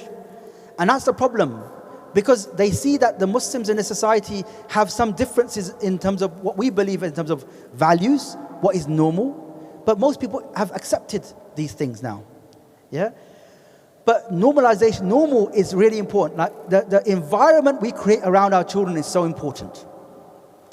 You know, people ask this question, why are so many young Muslims accepting the norms of this society as acceptable? Yeah? It's because nobody has told them, nobody has even spoken to them about different norms. Yeah? It's like, if you don't speak about what is right and wrong, how are young Muslims going to understand what is right and wrong? They will adopt the right and wrong from society. So if we haven't said to our young Muslims what is right and wrong, then it's no wonder that they believe that what they believe is right and wrong is what the society believes is right and wrong is the same, is acceptable. Yeah? And this is we see this all the time. Yeah? Young Muslims will say things like, look, when I grow up, I don't just want to be a mother. Yeah? Why should I be a mother? Being a mother I'm not living up to my potential. Because in this society, being a mother is seen as the lowliest of actions. When it's subhanahu wa ta'ala, when Allah subhanahu wa ta'ala tells us, it is one of the most important actions. Raising children, yeah? Raising children based upon giving them good character, yeah? Teaching them right from wrong, teaching them to be the servants of Allah subhanahu wa ta'ala. This is a hugely important action. And if people knew the reward attached to this action, one scholar said, if we knew about the rewards that are in store for the mother by Allah subhanahu wa ta'ala, even a man would want to become the mother. Because Allah subhanahu wa ta'ala has raised this role of the mother as being such a blessed role, such that in one hadith the person was told that the Jannah is under the feet of the mother, and also the father was told that the child was told about the importance of obeying the father, of respecting the father, of serving the father. You know, these things in our society, these become very, what you call conservative values or traditional values that nobody really holds to anymore. Yeah? We live in a society where your parents grow up, you put them in an old people's home, they look after your parents. No longer do we say, my parents are old, it's my responsibility to look after them. I have to look after them. It's my role to do that. Yeah? These are the values of Islam. Young people are growing up saying things like, no, I should live my life, and the most important thing in living my life is pleasing myself. Now this is a satanic, this is a value that comes from shaitan. You live your life to please yourself, your ego, your nafs, your desires. This is not the submission to Allah, the reason for why Allah created us. Allah created us to worship Him, to obey Him, so that we, even if our desires call us upon a particular way, we ignore those desires and follow Allah subhanahu wa ta'ala and the Messenger sallallahu alayhi wasallam. See, the thing is, our value system is different from the foundation to a lot of the ideas in society. Even though sometimes we may agree with some people in society around certain values. So for example, people who are more conservative on the right, if we say we've got to respect authority, you've got to respect the elders, they'll say these are good traditional values. Or we say to the person from the left, we've got to stand up for justice, we've got to speak out the truth no matter, even if people are against us. They'll say, yeah, this is a really good value, we believe in that. We don't believe in the values of left or right, we believe in the values of Islam. Sometimes they may agree with certain values from the left or right, but these are values that Allah subhanahu wa ta'ala legislated for us. He established for us to live our lives. You got to challenge normalization. Yeah? Sorry, you've got hand up. Yes. If an English person asks you your opinion on LGBT, Yes. is there an answer you can give them without being challenged? You know, I think you should say to them, look, I as a Muslim, I believe that the only relationship that is acceptable as a Muslim is between a man and a woman in marriage. That's how a family is created. That's what I believe. But we live in a society where people can live how they want to live. So if somebody chooses to live a different way, I'm not going to stop them. Yeah? I'm not going to attack them. I'm not going to insult them. I'm not going to try and commit any violent acts against them. That's not my business. But I want to, in my community, be able to speak about what I believe and what we believe. And that is that marriage is the way that Allah subhanahu wa ta'ala has defined relationships between a man and a woman. And that's how I want to live my life. People can live their life however they want to. But the point is that the problem is that there's certain people who want to impose their values on us. We're not imposing our values on anybody else, but they want to impose their values on us, and that's where the problem lies. But I think it's very important to say what we believe in, but also say we're not here to attack or make fun or to interrupt anybody else's life. That's not what the Muslims do. But we believe in certain things that are different from what other people believe. I think that's really how we need to put it. So LGBT lifestyles are being normalized. So in terms of in films, in cartoons, Disney animated movies, Pixar animated movies, in films, and the issue is that there's a disproportionate amount of characters than there are people in the world who identify as LGBT. So for example, if it may be, for example, in a film, there may be 5 characters who are LGBT. But if you were to say, are there 5 characters for every 10 characters in the world? No, there aren't. Yeah, a small proportion of people are LGBT, because that's being pushed by certain people. And even Disney have said we want to make sure that we have characters from the LGBT community, because we want to celebrate who they are. The issue is that these entertainment industries normalize these types of lifestyles. And why is this important? No, you have a favorite character on a TV program, for example. Yeah, he's a good person. He's really kind to other people, and you identify with him. Say, yeah, that guy's really good. I want to be like him. And you feel a very strong emotional connection with him, because people who write these programs, they try and create an emotional connection between you and those characters. So you like them and you love them. These are who I want to be like. And then that person says, yes, I identify as gay. And then so you say, yeah, what's wrong with being gay then? He's my favorite character. He's like that. What's wrong with that?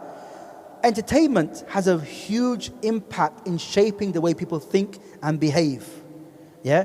And lots of values will change in society based upon popular culture, based upon films, songs, cartoons, programs, books. All of these things change the way people think about different relationships, about different ideas, about different values. So we need to be careful what we watch. Yeah? And even if we do watch it, we've got to watch it with a critical eye, meaning we've got to watch it and think, actually, is this a truth? Is this what we really believe? Or do we believe something different as Muslims? So we've got to disrupt the normalization process. Yeah? And this is what I want to talk about. This is really, really important. Yeah? So some people say that that same-sex attraction is a state of being and not a behavior. So for example, they say to you that this is who I am. I was born this way. This is who I am. I am this person. Yeah? I'm a man who's attracted to another man. I'm a woman who's attracted to another woman. This is who I am. Now, how do we respond to that? How do we respond to that? So I'm going to take answers, but I'm not going to give you the answers. I'm going to talk about that in a little while properly. So somebody says, look, I was born this way. This is who I am. How can I be something other than who I am? So you say to somebody, this is not right. For example, another Muslim, a Muslim boy, he has a attraction to another boy, and he says, look, this is who I am. People are telling me I am gay, so this is who I am. What's wrong with that? Yes.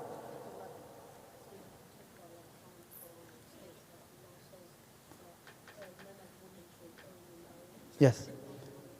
Yes. So you can talk about Islam and the perspective of Islam about that? Yes. What else? Yes. Start speaking this way, that means, parents have got responsibility in that situation. Okay. Okay, so parents have got responsibility in that situation, so if you start speaking that way. But the issue is it right to say someone is gay? Do you say, is that right to say this is who somebody is? Yes. Okay, you say for a Muslim that would be an insult, but what we say is that, look, so one thing I want to check is, look, for example, imagine somebody, they steal, so somebody came and they stole this book, and they took it home, they stole this book. Does that make them a thief? Does it make him a thief?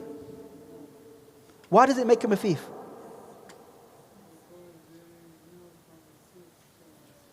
Okay, good. Because they did it once. Yes, what do you say? Because they stole it, does that make him a thief then?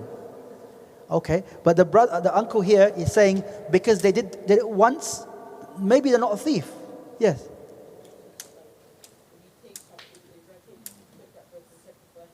Yes. Yes. Yes.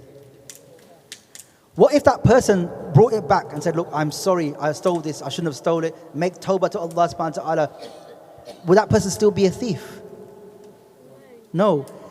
What I'm saying here is that sometimes we need to separate the behavior from the person. Separate the behavior. There's no behavior that any of us do, that ever makes us something like, that makes that characteristic part of who we are. So you steal, doesn't mean you're a thief. You lie, it doesn't mean you're a liar. Somebody commits zina, doesn't mean they're a zani. Somebody backbites, it doesn't mean they're a backbiter. Somebody does a mistake, it doesn't mean they are that thing. But when people in this society say, this person has same-sex attraction, he's attracted to another man, they say he is that thing. So we need to separate behavior from action. What's the difference between behavior? We're going to separate action from identity. What is an action? Is it a permanent thing? Yes. Well, we need to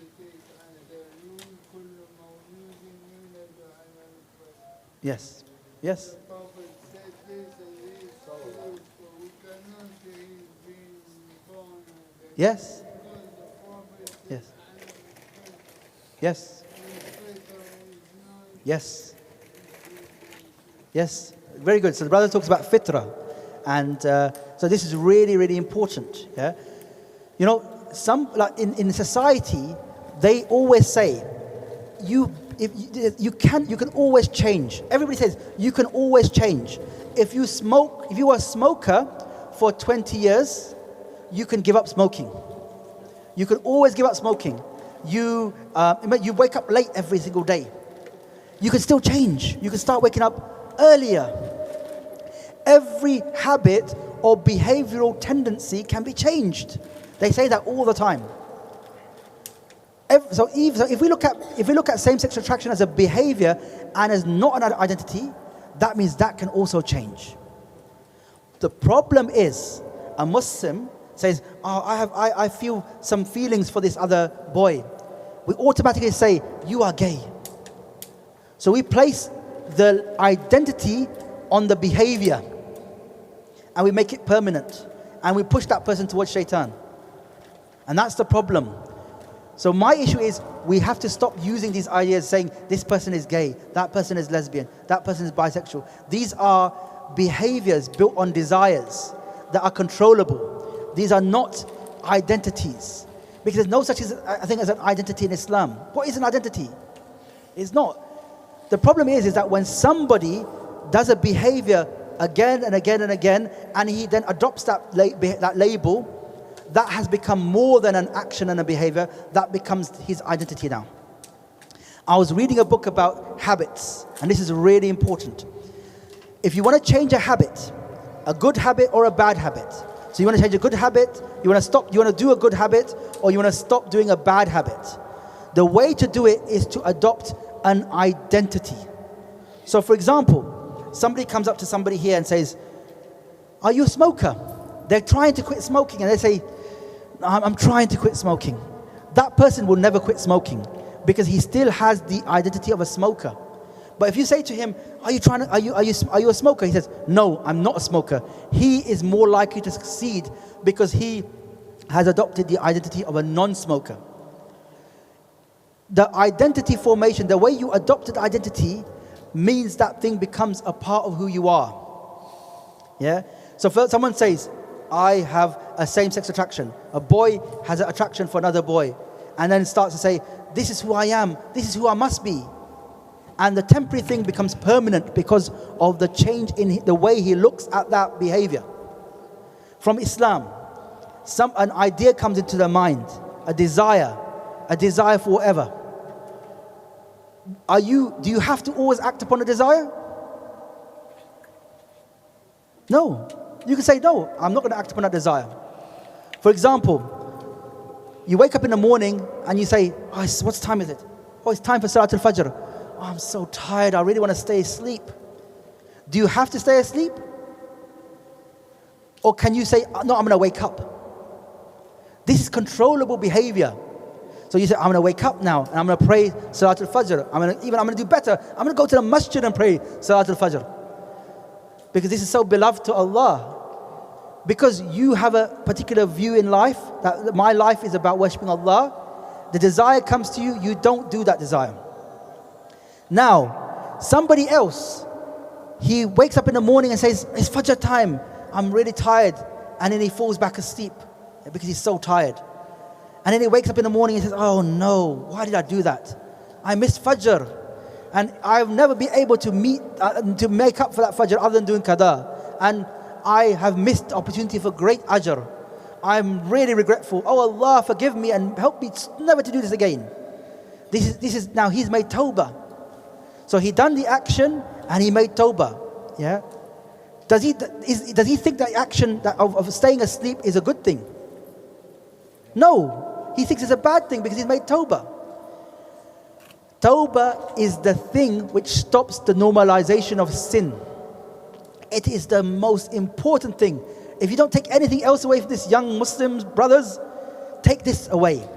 Whenever you do any act of sin, make tawbah straight away. There are a huge amount of benefits in it, because when you make tawbah, you accept that is a sin against Allah. That is really important. In society, they were always telling you, no, that's okay, you do that, it's fine. You be you, you do you. So you accept that it's a sin. Then you regret it. And then you ask Allah for forgiveness. This is really important. This stops the normalization of sin. Yeah? The Muslim who commits a sin and then never regrets it, never makes tawbah, never says, I don't want to do it again. In the end, that person will accept that action, and that will no longer be a sin. And that will become a part of his life, and that will be a part of his identity. And that person is very close to leaving the path of Islam because of this. Yeah. So tawbah always reminds us of our weakness, our incapability, our turning away from sin, and turning away from the normalization of sin.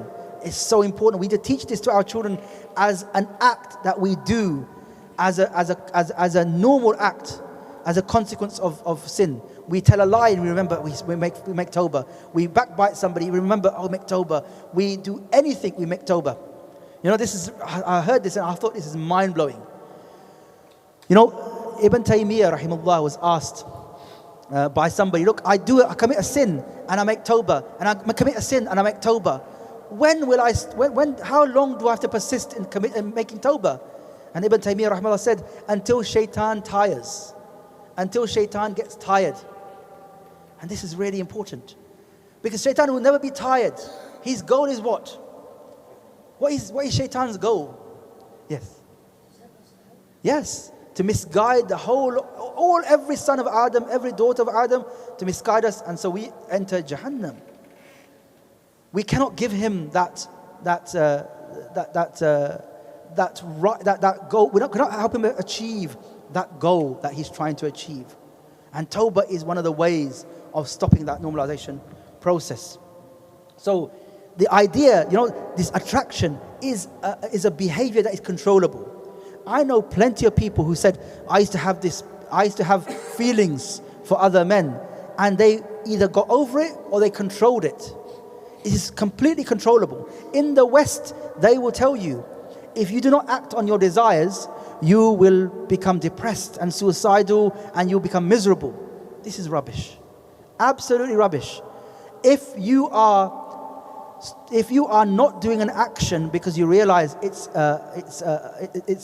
you're pleasing Allah, you are doing jihad for the sake of Allah, you are suppressing your desires for the sake of Allah subhanahu wa ta'ala, that person will never be miserable. It's only when you think, I'm not achieving my desires, that you feel miserable. But if you find the opportunity to steal and you don't steal, and you've lost out, and you think, I haven't got much money, and if I had that money I would have been better off. But you say, I'm not going to steal because I want to please Allah subhanahu wa ta'ala. You don't want to worship your desires. Then you'll not live a life of misery. You'll live a life of dignity and of happiness, because you realize, I have fulfilled the purpose for my existence in my life. Yes. Brother, do you take this as a behavior from, isn't it truly waswas of shaitan? Yes. Neither behavior nor born. Yes. But what I'm saying, yeah, you're right. So it is the waswasa of shaitan that, and you ignore the waswasa of shaitan, because shaitan will continually whisper and whisper and whisper. You ignore it. Yeah, you ignore it continuously. But what I'm saying is that our Islamic behavior model is that a desire comes to our mind and we ignore it. Or desire comes to our mind. Sometimes we fall into sin and we do it, but then we make tawbah straight away. Yeah, we make tawbah straight away, and then we say we don't want to do it ever again, and we regret it so much. We think, why did I do that? I don't want to do that ever again. You think that that's such a disgusting thing. I'm not going to do that. Whatever the sin is, any sin is a regrettable action. Committing a sin is regrettable because it's sinning against Allah subhanahu wa ta'ala. So it's about understanding that these nobody is born, they say somebody is born identifying as gay. This is not true. There's no evidence in anywhere that proves this. Yeah, there's no behavior that somebody is born with. Yeah, think about it. Think about the Sahaba. Radiallahu ta'ala anhum. Look at them. Some of them were the greatest enemies of Islam and they became Muslim. Because behavior can change. Yeah, think about Umar ibn Khattab radiallahu ta'ala anhu. He was going to kill the Messenger of Allah, and then he became one of the key companions of the Messenger of Allah, some of the greatest companions of the Messenger of Allah sallallahu alaihi wasallam, the second Khalifa of Islam. He became the best of people when he was the worst before. Hind ibn Utbah ibn Rabi'ah, the woman who used to throw the entrails of the animals on the Messenger of Allah, she accepted Islam. And she used to say, there was not a person who I used to look at and hate seeing more than you, and now I look at you and there's no one I love more than you. Look how behaviors can change. And this is a simple fact we have to teach our children. No behavior that you can ever do even once or twice or more than once ever defines who you are. The behavior is separate from you. Desires are separate from you. They are controllable. And we've got to build the capacity to control our desires. That is the reason why Allah created us. If we act upon every desire, that makes us like animals. We are greater than animals. And so therefore we don't act upon all of the desires. So just really, all of these things, behavior is controllable, and we really have got to start speaking about these things to our children and not feel scared about saying these same-sex relationships are not allowed. But stop using these words. Don't say that person is gay. You can say that person identifies as gay, but when you say that person is gay, you are saying that is a fact of who he is. That is not. That is a behavior that he does, that he's adopted as an identity. But we don't believe that this is a fixed identity either. So these are the things that we went through.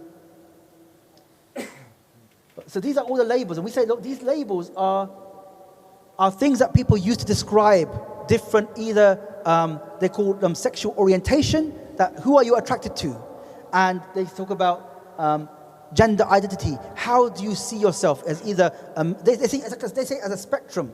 There's male on one side and female on the other, and you are somewhere in between. You are either a bit male, a bit female, or you are half, or 75%, 25%, or you say you're not any of them. I don't think I'm male or female. The problem is, these are all based upon feelings. All based on feelings. And so these feelings can change. Yeah, feelings are not things that are fixed. Yeah? One day someone will have a feeling, I don't like that thing. Next day they'll like that thing. They're not permanent parts of who you are. They can change. But these things have been made to be fixed, permanent labels. But the irony is that the gender labels, they say they can change. One day you can say that I am a third gender, next day bi-gender, next day I feel male, next day I feel female. You can change as much as you want, this is ridiculous. This is ideology. This is not based on any science or not based on anything of factual reality. When they say, this book says that when a child is born, and this is a book for children, when a child is born, the doctor guesses their gender, whether they're male or female. And then later on the child decides whether they're male or female. This is not a guess. Allah subhanahu wa ta'ala has created male and female. Yeah? This is the biological sex. The biology says that someone is male or female. Yeah? The doctor doesn't guess. They can see who is male or female. But it's not just about the parts of the body which make us male or female. They say even if you found a bone, a fragment of a bone of somebody 1,000 years later, you can do a test and you'll find out if that is a male or a female. That male or female is in the bones of the body.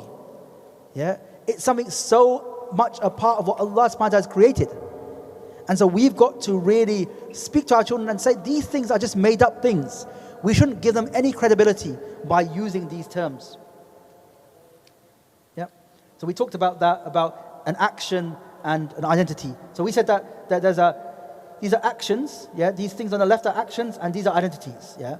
If you become the behavior, then you adopt an identity, and that's who you are. Somebody says, I'm a thief, that's who I am, I can't be anything better. He'll never stop stealing. Yeah, the person who is a liar, who always tells lies, that's who I am, I just can't stop myself from lying. Yeah, he can't control it. He becomes a liar. And the person who says, I have same-sex attraction, he says, I am gay, this is who I am. No, this is a behavior, and behaviors can change. So we talked about this. Desires are external drives. They are not a part of you. These labels are man-made, they're not real. No one is born with sexual attraction. You know, the child, when they go through puberty, they start to get sexual attraction. Like, for example, in a school, you have young children. Sometimes the boys don't want to sit with girls, and girls don't want to sit with boys. No, I don't want to sit with a boy. I don't want to sit with a girl. Yeah, they don't have any concept of attraction until they go through puberty. Then they start to feel some attractions because of hormones in their bodies, because processes are happening in the body which give them those feelings of attraction. Yeah? And that's the issue. They will say love is love. But if a man loved his daughter in a way which was sexual, we would say that's wrong. That's not right. That's not love. This is wrong. If a man said, I love my sister in a way that goes beyond love, that goes to sexual attraction, we'll say that's wrong. That's not right. You know, in America, there's some people who are trying to change pedophilia. A man who has attraction to a child, which is absolutely abnormal. Yeah, this is an illness. A man has an attraction to a child. We call it pedophilia, but in America, some people want to change the term to be to change the word pedophilia to minor attracted people. Yeah, so it means you're attracted to minors. It makes it sound softer and less disgusting, but it's still the same thing. No, a person cannot. It's abnormal for a person to be attracted to a child. There's something wrong with that person. Yeah. There's also this idea that society always has boundaries. Every society says this is what is good and bad, and they make laws. But the question is, where do they draw those lines? Yeah. And when you have people making decisions about what is good and bad, things will always change. Yeah. Today something is good, tomorrow it's bad. Today something is bad, tomorrow is good. Allah subhanahu wa ta'ala, as I said, blessed us with Islam and allowed us to take away the biases that we have about what we consider to be good and bad, and place it into the hands of Allah subhanahu wa ta'ala, the one who knows what is good and bad for us. Sometimes even this concept, sometimes we make dua to Allah subhanahu wa ta'ala. We ask Allah, give me this thing. And Allah does not give us that thing. It happened to me so many times in my life. Later on in my life, I said, Allah subhanahu wa ta'ala, if He had given me that thing, that would have ruined me. That would have destroyed me. So Allah subhanahu wa ta'ala, in His infinite wisdom, stopped me from doing that thing. Stopped me from having that thing. And then later on, He gave me that thing because He knew that wouldn't destroy me then. Allah subhanahu wa ta'ala knows about what is best for us more than we know what is best for ourselves. We will say, this is what's best for me. We as human beings are so weak and unable to know what's best for us. One day we will say one thing, and the next day we'll say another thing. And someone says to us, didn't you say something different yesterday? And we say, oh yeah, I did, isn't it? Because we are like that. We need to be grounded by something external to us, by divine guidance, to let us know what is good and bad. That is what we need. And therefore that we should thank Allah every day for making us Muslim and guide everyone else to Islam, to give them that certainty, because in this society there is chaos and uncertainty. Politicians are asked, what is a woman? And they can't answer that question. So politicians ask, what is the definition of a woman? No, I'm not going to answer that question because they can't. 10 years ago, we would have said, this is what a woman is. Today they say we can't answer. A woman is whoever that person thinks a woman is.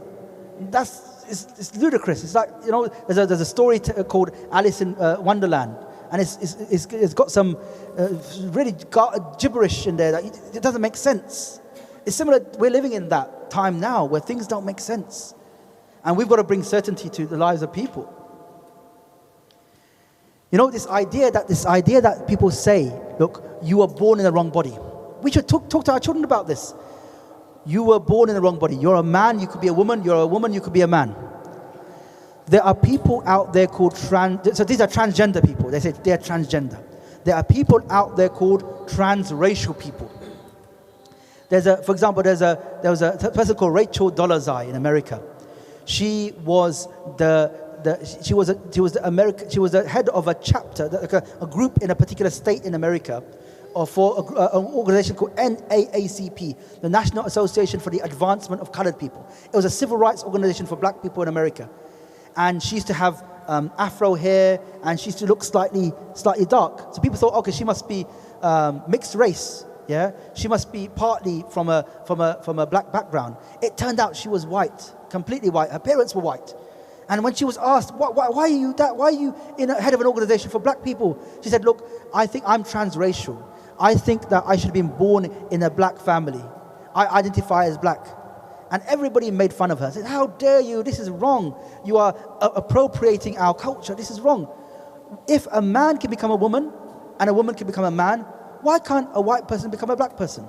There's a woman in America, she's on YouTube, you can see it. She's a black woman who says, I don't really identify with white people, with black people. I think I should have been born in a white family. I like opera and I don't like fried chicken.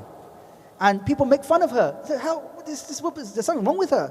Why shouldn't she be allowed to say she's white, even though she's not white as a color?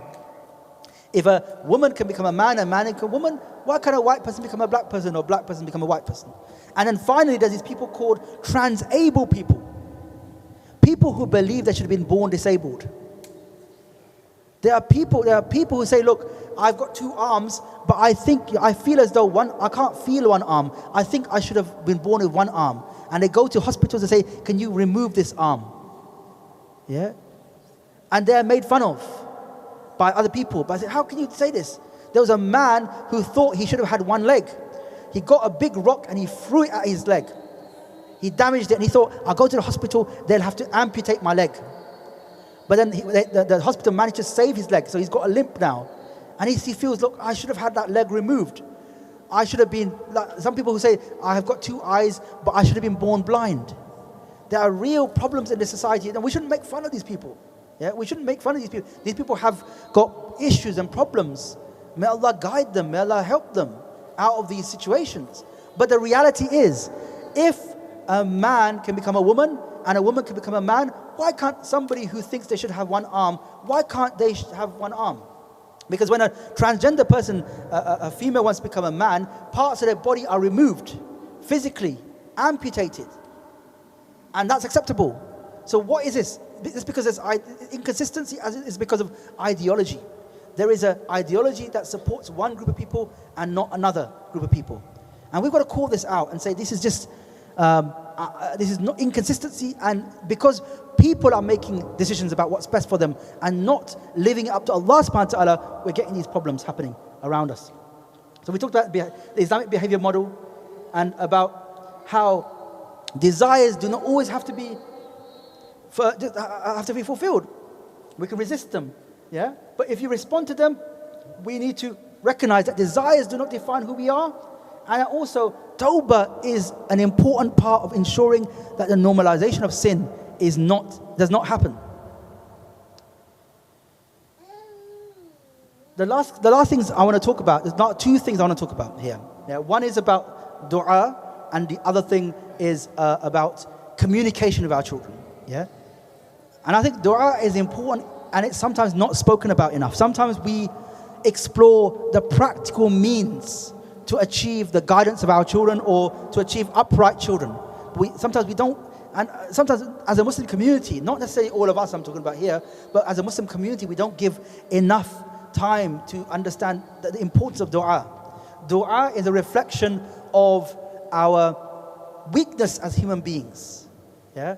That the guidance and misguidance of our children is not in our hands. Yeah? Whether our children grow up upright Muslims is not in our hands. Okay, we put some time and effort into creating an environment around our children and education and teaching and tarbiyah around our children to ensure that they grow up to be strong Muslims. Absolutely. But the results are not in our hands, which makes it even more important for us to make dua. Yeah? And sometimes, we think, sometimes I hear from Muslims saying that, look, how much dua, is there such thing as too much dua? There's no such thing as too much dua. Yeah?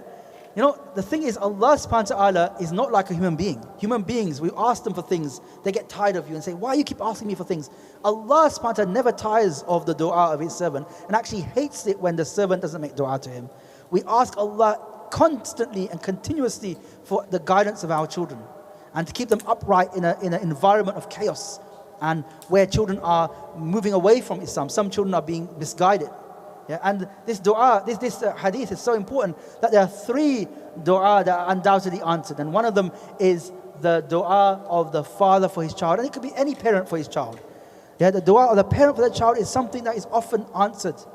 So just so, we talk about different times and dua is answered. The last hour on a Friday, before Maghrib. We talk about when you're traveling. We talk about when you're sick. We talk about between the iqamah and the adhan. We talk about after salah. All of the times we think these are times when the hadith have said that dua is answered. But just the mere fact that we are parents to children and we make dua for them, that is a state in which Allah subhanahu wa ta'ala often answers dua. So make effort and dua for our children until we are tired of making dua, and then still make dua more and more and more.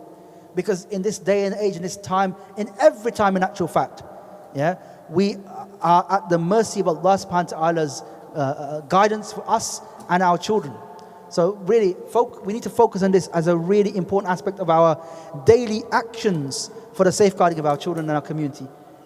And make dua, one thing I've heard as well, I want to tell you one thing as well. I have personally seen in my own life the power of dua of others. Sometimes someone calls me and I help them with something, and somebody wants some help with something, I help them write a letter, I help them challenge one thing, I give them advice, I give them whatever. They will say to me later on, look, I made dua for you and your family, and I feel that dua every day of people making dua for me. I had this brother just contact me yesterday and said, look, I'm in Medina. He works in Saudi Arabia. He was in Medina. He goes, I was in the Rauda and I managed to secure a place before Salatul Isha. And I did some rakatayn in Salah. And he goes, before I was so touched by this, and I was so humbled by this, and I didn't have the words to even respond to him then. He said, look, I made dua for you, even before I made dua for my children, even before I made dua for my wife, even for my parents. You came into my mind, and I made dua for you, in the Rawda of Rasulullah sallallahu alaihi wasallam. And I felt, subhanallah, I'm sustained by the dua of others. I'm sustained by the dua of others. Dua has such an impact that we could never ever understand how much impact it has. Make dua for others, make dua for our children, and inshallah Allah subhanahu wa ta'ala will help us in this time ahead. Okay. All right. The last thing I want to do is talk about this, and this is the last slide, final slide. And the issue is, we live in a hypersexualized society, but the only place in which we never talk about these issues, about sexual matters, is in the home, where we can talk about them from an Islamic perspective. If we do not give guidance to our children to understand and navigate relationships from the point of view of Islam, where are they getting their answers from? If we don't answer them, who's answering them? Who is educating our children? Who is doing the tarbiyah of our children from another perspective? We need to be the ones who say to our children, if you have a question about anything, come to me. Any question you have, any concern you have, come to me. And when they come to us, say, Jazakallah khairan for coming to me with this question, and help them with that issue. Give them permission to ask anything, but you don't have to answer straight away. Sometimes they may come to you with a very difficult question or a sensitive question, and you say to them, Jazakallah khairan for coming to me with this question. I'm a bit busy now. Can I speak to you about this tomorrow? Set a time with them tomorrow and use that time to find out how you answer that question. Speak to your wife if you're the husband. Speak to the husband if you're the wife. Try and work out how to answer the question. Ask others. Seek the answer from your imam, from others, and answer the question for them. But you need to be the person who answers those questions, and you need to make sure you answer it when you tell them you're going to answer it. You ask them, what do you mean? They ask you a question. You want to find out exactly what they're asking. Ask them what they mean. And also ask them, where did you hear that from? That helps you to understand the influences and where they're coming from. Yeah? And we use instances around us as teachable moments. So for example, they see something around them, a behavior, a particular way that people are behaving. Use that as an example to nurture and build our values in our children. They hear something on the radio, they see something on the TV. Use that as a teachable moment. That's an organic moment that you can use to try and convey our thinking. You see two people kissing in the street, your child sees that. Say, did you see that? Yeah, I saw that. What do you think of that? You try and engage them in a discussion to get them to understand what is normal and abnormal from the point of view of Islam. So I think that's really it. We're trying to, as part of this, and I'll leave this up, we're trying to create lots of resources and support for parents to enable them to have these conversations with their children. One of the things that we want to do this year is we want to create a network of people around the country that we will train up to support other parents in these issues. To deliver these sort of presentations. We want to also, we want to create like an animated series for Muslim children to understand our perspective on these issues. We want to do quite a lot of things. So we want to do training for imams. We want to do a podcast. Every type of support that we think parents will need and will help them to engage in this culturing of their children. We want to engage in. So I'd say, as the brother mentioned at the beginning, please help and support us if you can. But I think we'll take some questions, inshallah. Apologies for going on longer than I expected to go on for. And Jazakumullah khair for staying and for listening and for participating, inshallah. Barakallah fiqh. Just be careful with the wire, don't you? Jazakallah khair. Any questions here in the main hall here, from anybody here? Questions here before I take some from the YouTube? Yes, go ahead. Jazakallah khair, mashallah. What's happening, you know, the way this campaign is happening is big, is huge. And what we do here now is like a drop in the ocean. Jewish communities are not affected by this. Only Muslims are affected by what's happening. Because they have 701,000 schools in Malta. Muslims, we don't have all this. We rely on the government. There is investigation. A young boy in Southeast, in the masjid, 15, I spoke to. I asked him, Farad, I see this stuff happening. Can you tell me some information? Yes. And he said, actually, next week, we have a Muslim gay man coming to the school. Muslim gay man coming to the school, talk to us. So he reached this stage, I don't know what's left. It's very, very serious. So may Allah subhanahu wa ta'ala give us the is that now we listen to this, but we still, brother, what we learn from you is that educate our children, give your children home, do your bits at home. But as a society, as a Muslim who live in this country, if we don't help these people, if we don't prevent these people from this, then Allah subhanahu wa ta'ala will doom us all. Because now, this thing here, brother, it's not only in this country, even Muslim countries now, they are starting to come out. And the waves of this LGBT going to Muslim countries. So that's actually the question that I have. What more can we do, as a visitor, Mustafa? as a Muslim, as a community? Okay, so I'm just going to really quickly answer this question. And I get this question asked a lot. That every response we have will just be like a drop in the ocean. Now I say to you, look, the issue is that they may have lots of resources, they may have lots of people, they may have lots of propaganda machinery, yeah. But we've got Allah subhanahu wa ta'ala. We have Allah subhanahu wa ta'ala, and with Allah's help, we can achieve a lot. But I think what we should do is if you know the LGBT lobby, like 30 years ago, where they were seen as abnormal, yeah. None of them ever said, look, what can we do? We're a small minority in this community. We can't really change much.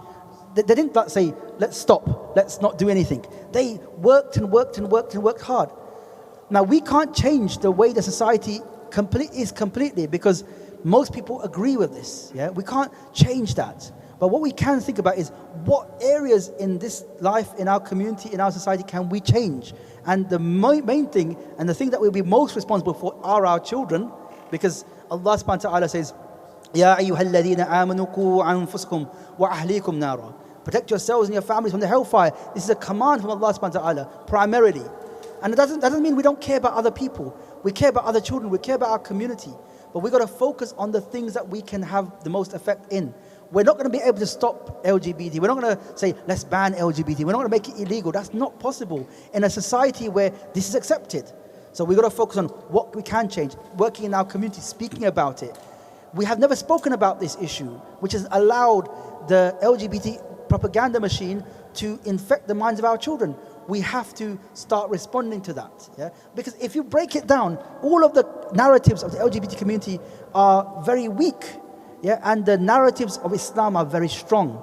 We've got to speak about these issues from the mimbar. We've got to speak about these issues in sessions like this. We've got to speak in our families. We've got to advise other parents. You know, the reality is most parents out there are thinking, as I said in the beginning, this is not going to happen to me. We've got to wake them up. Yeah. Any other questions at all from inside the hall before I take some? Yes, go ahead, inshallah.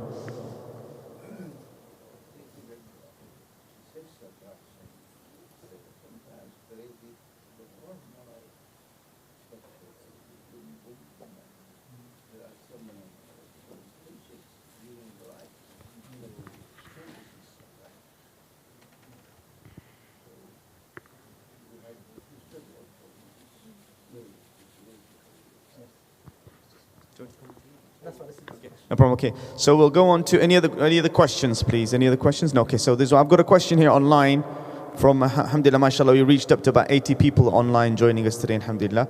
So the question is, a lot of parents are worried about challenging schools about these issues or removing their children from these lessons because it may leave them vulnerable to programs like Prevent. So what would you advise on that? Yeah, I think these are concerns that parents absolutely have. We acknowledge that these are concerns that are founded in real issues. But I think there is no basis. If, for example, a school starts to say, "Oh, we're going to get Prevent involved, refer you for extremism," they can't based upon these issues. Yeah, they can't. It's not going to achieve anything. There's support out there from organisations that can support you in responding to this. If that ever happens to you, come to me. I will help you in this, inshallah. Yeah. So don't fear. I think sometimes the fear is an irrational belief in something that we think is going to happen that never happens, and that silences us. Don't allow this to happen. It will affect our children if we say we're not going to address this, inshallah. Jazakallah khair, inshallah, and we will be sharing your details, inshallah, in your website. It's already up on the screen. Those who are online, you can see I've also put it in the comments box as well. Another question online. Salam, brother. Gay conversion therapy is illegal in some parts of the US. Gay conversion therapy. What is the legal situation here in the UK? Firstly, I think we shouldn't even use this terminology. This idea of gay conversion is first of all, it comes from an incorrect understanding of this. Now, what is conversion? Like, we're not trying to say, they say you can't convert somebody from one orientation to another. No, we say these are behaviors. People change their behaviors, yeah? In this country, there's been calls to ban what they call gay conversion, which means they're trying to say that even if you speak to somebody, a young Muslim man comes to you and says, look, I have these sexual desires, these same-sex desires, what can help me?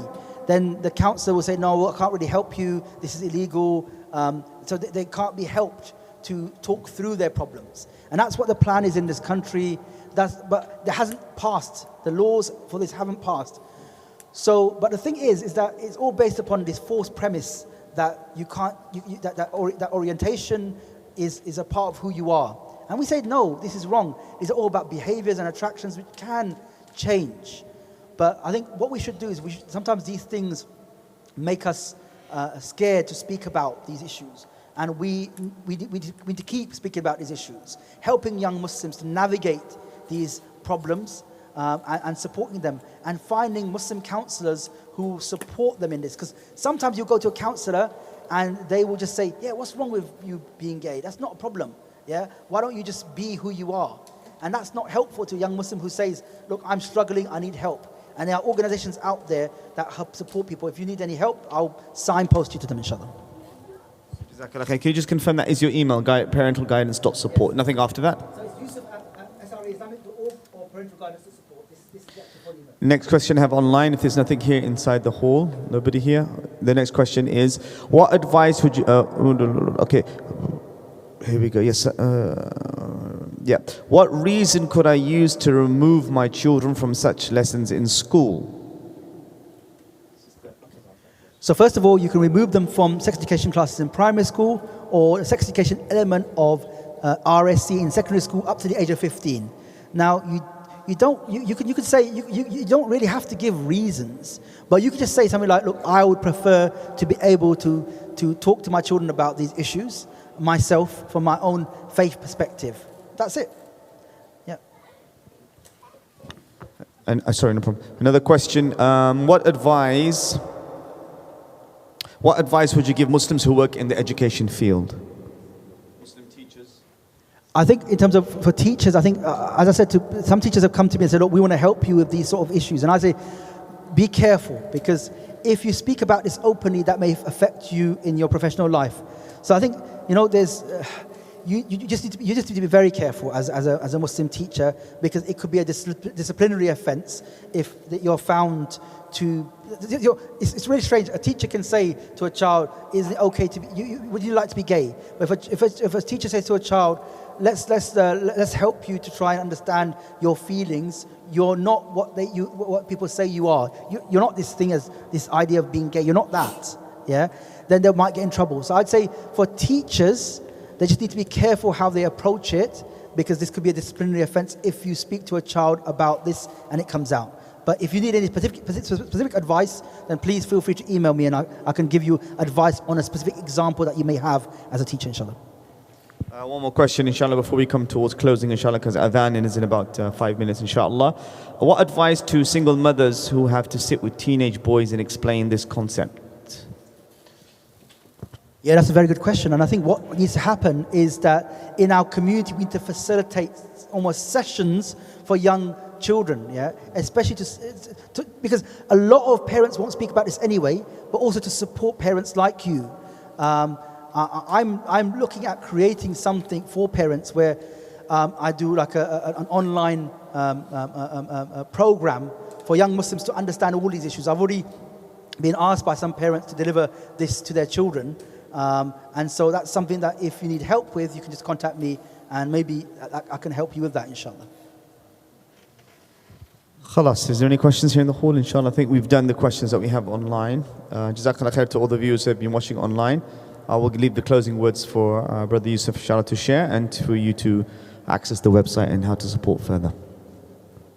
Yeah, Jazakallah khairan for your attendance. I think the major thing, I think even above everything else, is this idea, if there's one thing you go away from here today, is love your children in a visible way. This is the main issue, the main thing. Imams have asked for khutbah templates on these sort of subjects. My first khutbah template is a simple concept of love your children. Yeah, as the action point from that khutbah is go home, hug your child, kiss your child, tell them you love them. Yeah, because I believe that this lack of love in children is creating a huge amount of problems. That just by children knowing that they have a place in the home, a value in the home, a love in the home, and you have time for them, that will deal with a lot of the problems that we are facing. If you want to, and the final point is, if you want to help us in creating any of these resources, please contact me. We're creating a team to do this. And if you want to support us in any way, you can go to the website sreislamic.org/donate-now. We have a card reader as well if you want to make a donation, or we have standing order forms if you want to give as little as £5 a month to support this work, inshallah. Jazakumullah khairan for your time. If you have ever any issues, feel free to email me, inshallah ta'ala, and I'll get back to you. Jazakumullah khairan. On behalf of WLICC, I'd like to thank all of you for attending. Jazakumullah khairan. And mostly, I think 72 people online. We had about 10 people on Instagram, 18. We had, mashallah, good attendance on YouTube. I thank you all for attending. And the sister section as well, mashallah. There are many mothers there as well. And most importantly, I'd like to thank Brother Yusuf, inshallah, for this very important work. May Allah subhanahu wa ta'ala increase your team, make you more effective, and inshallah ta'ala that we are able to give our perspective as Muslims to equip our Muslim new generation with the knowledge needed to safeguard their identity and creed. Barakallahu feekum, subhanakallah wa bihamdik, ashhadu an la ilaha illa anta.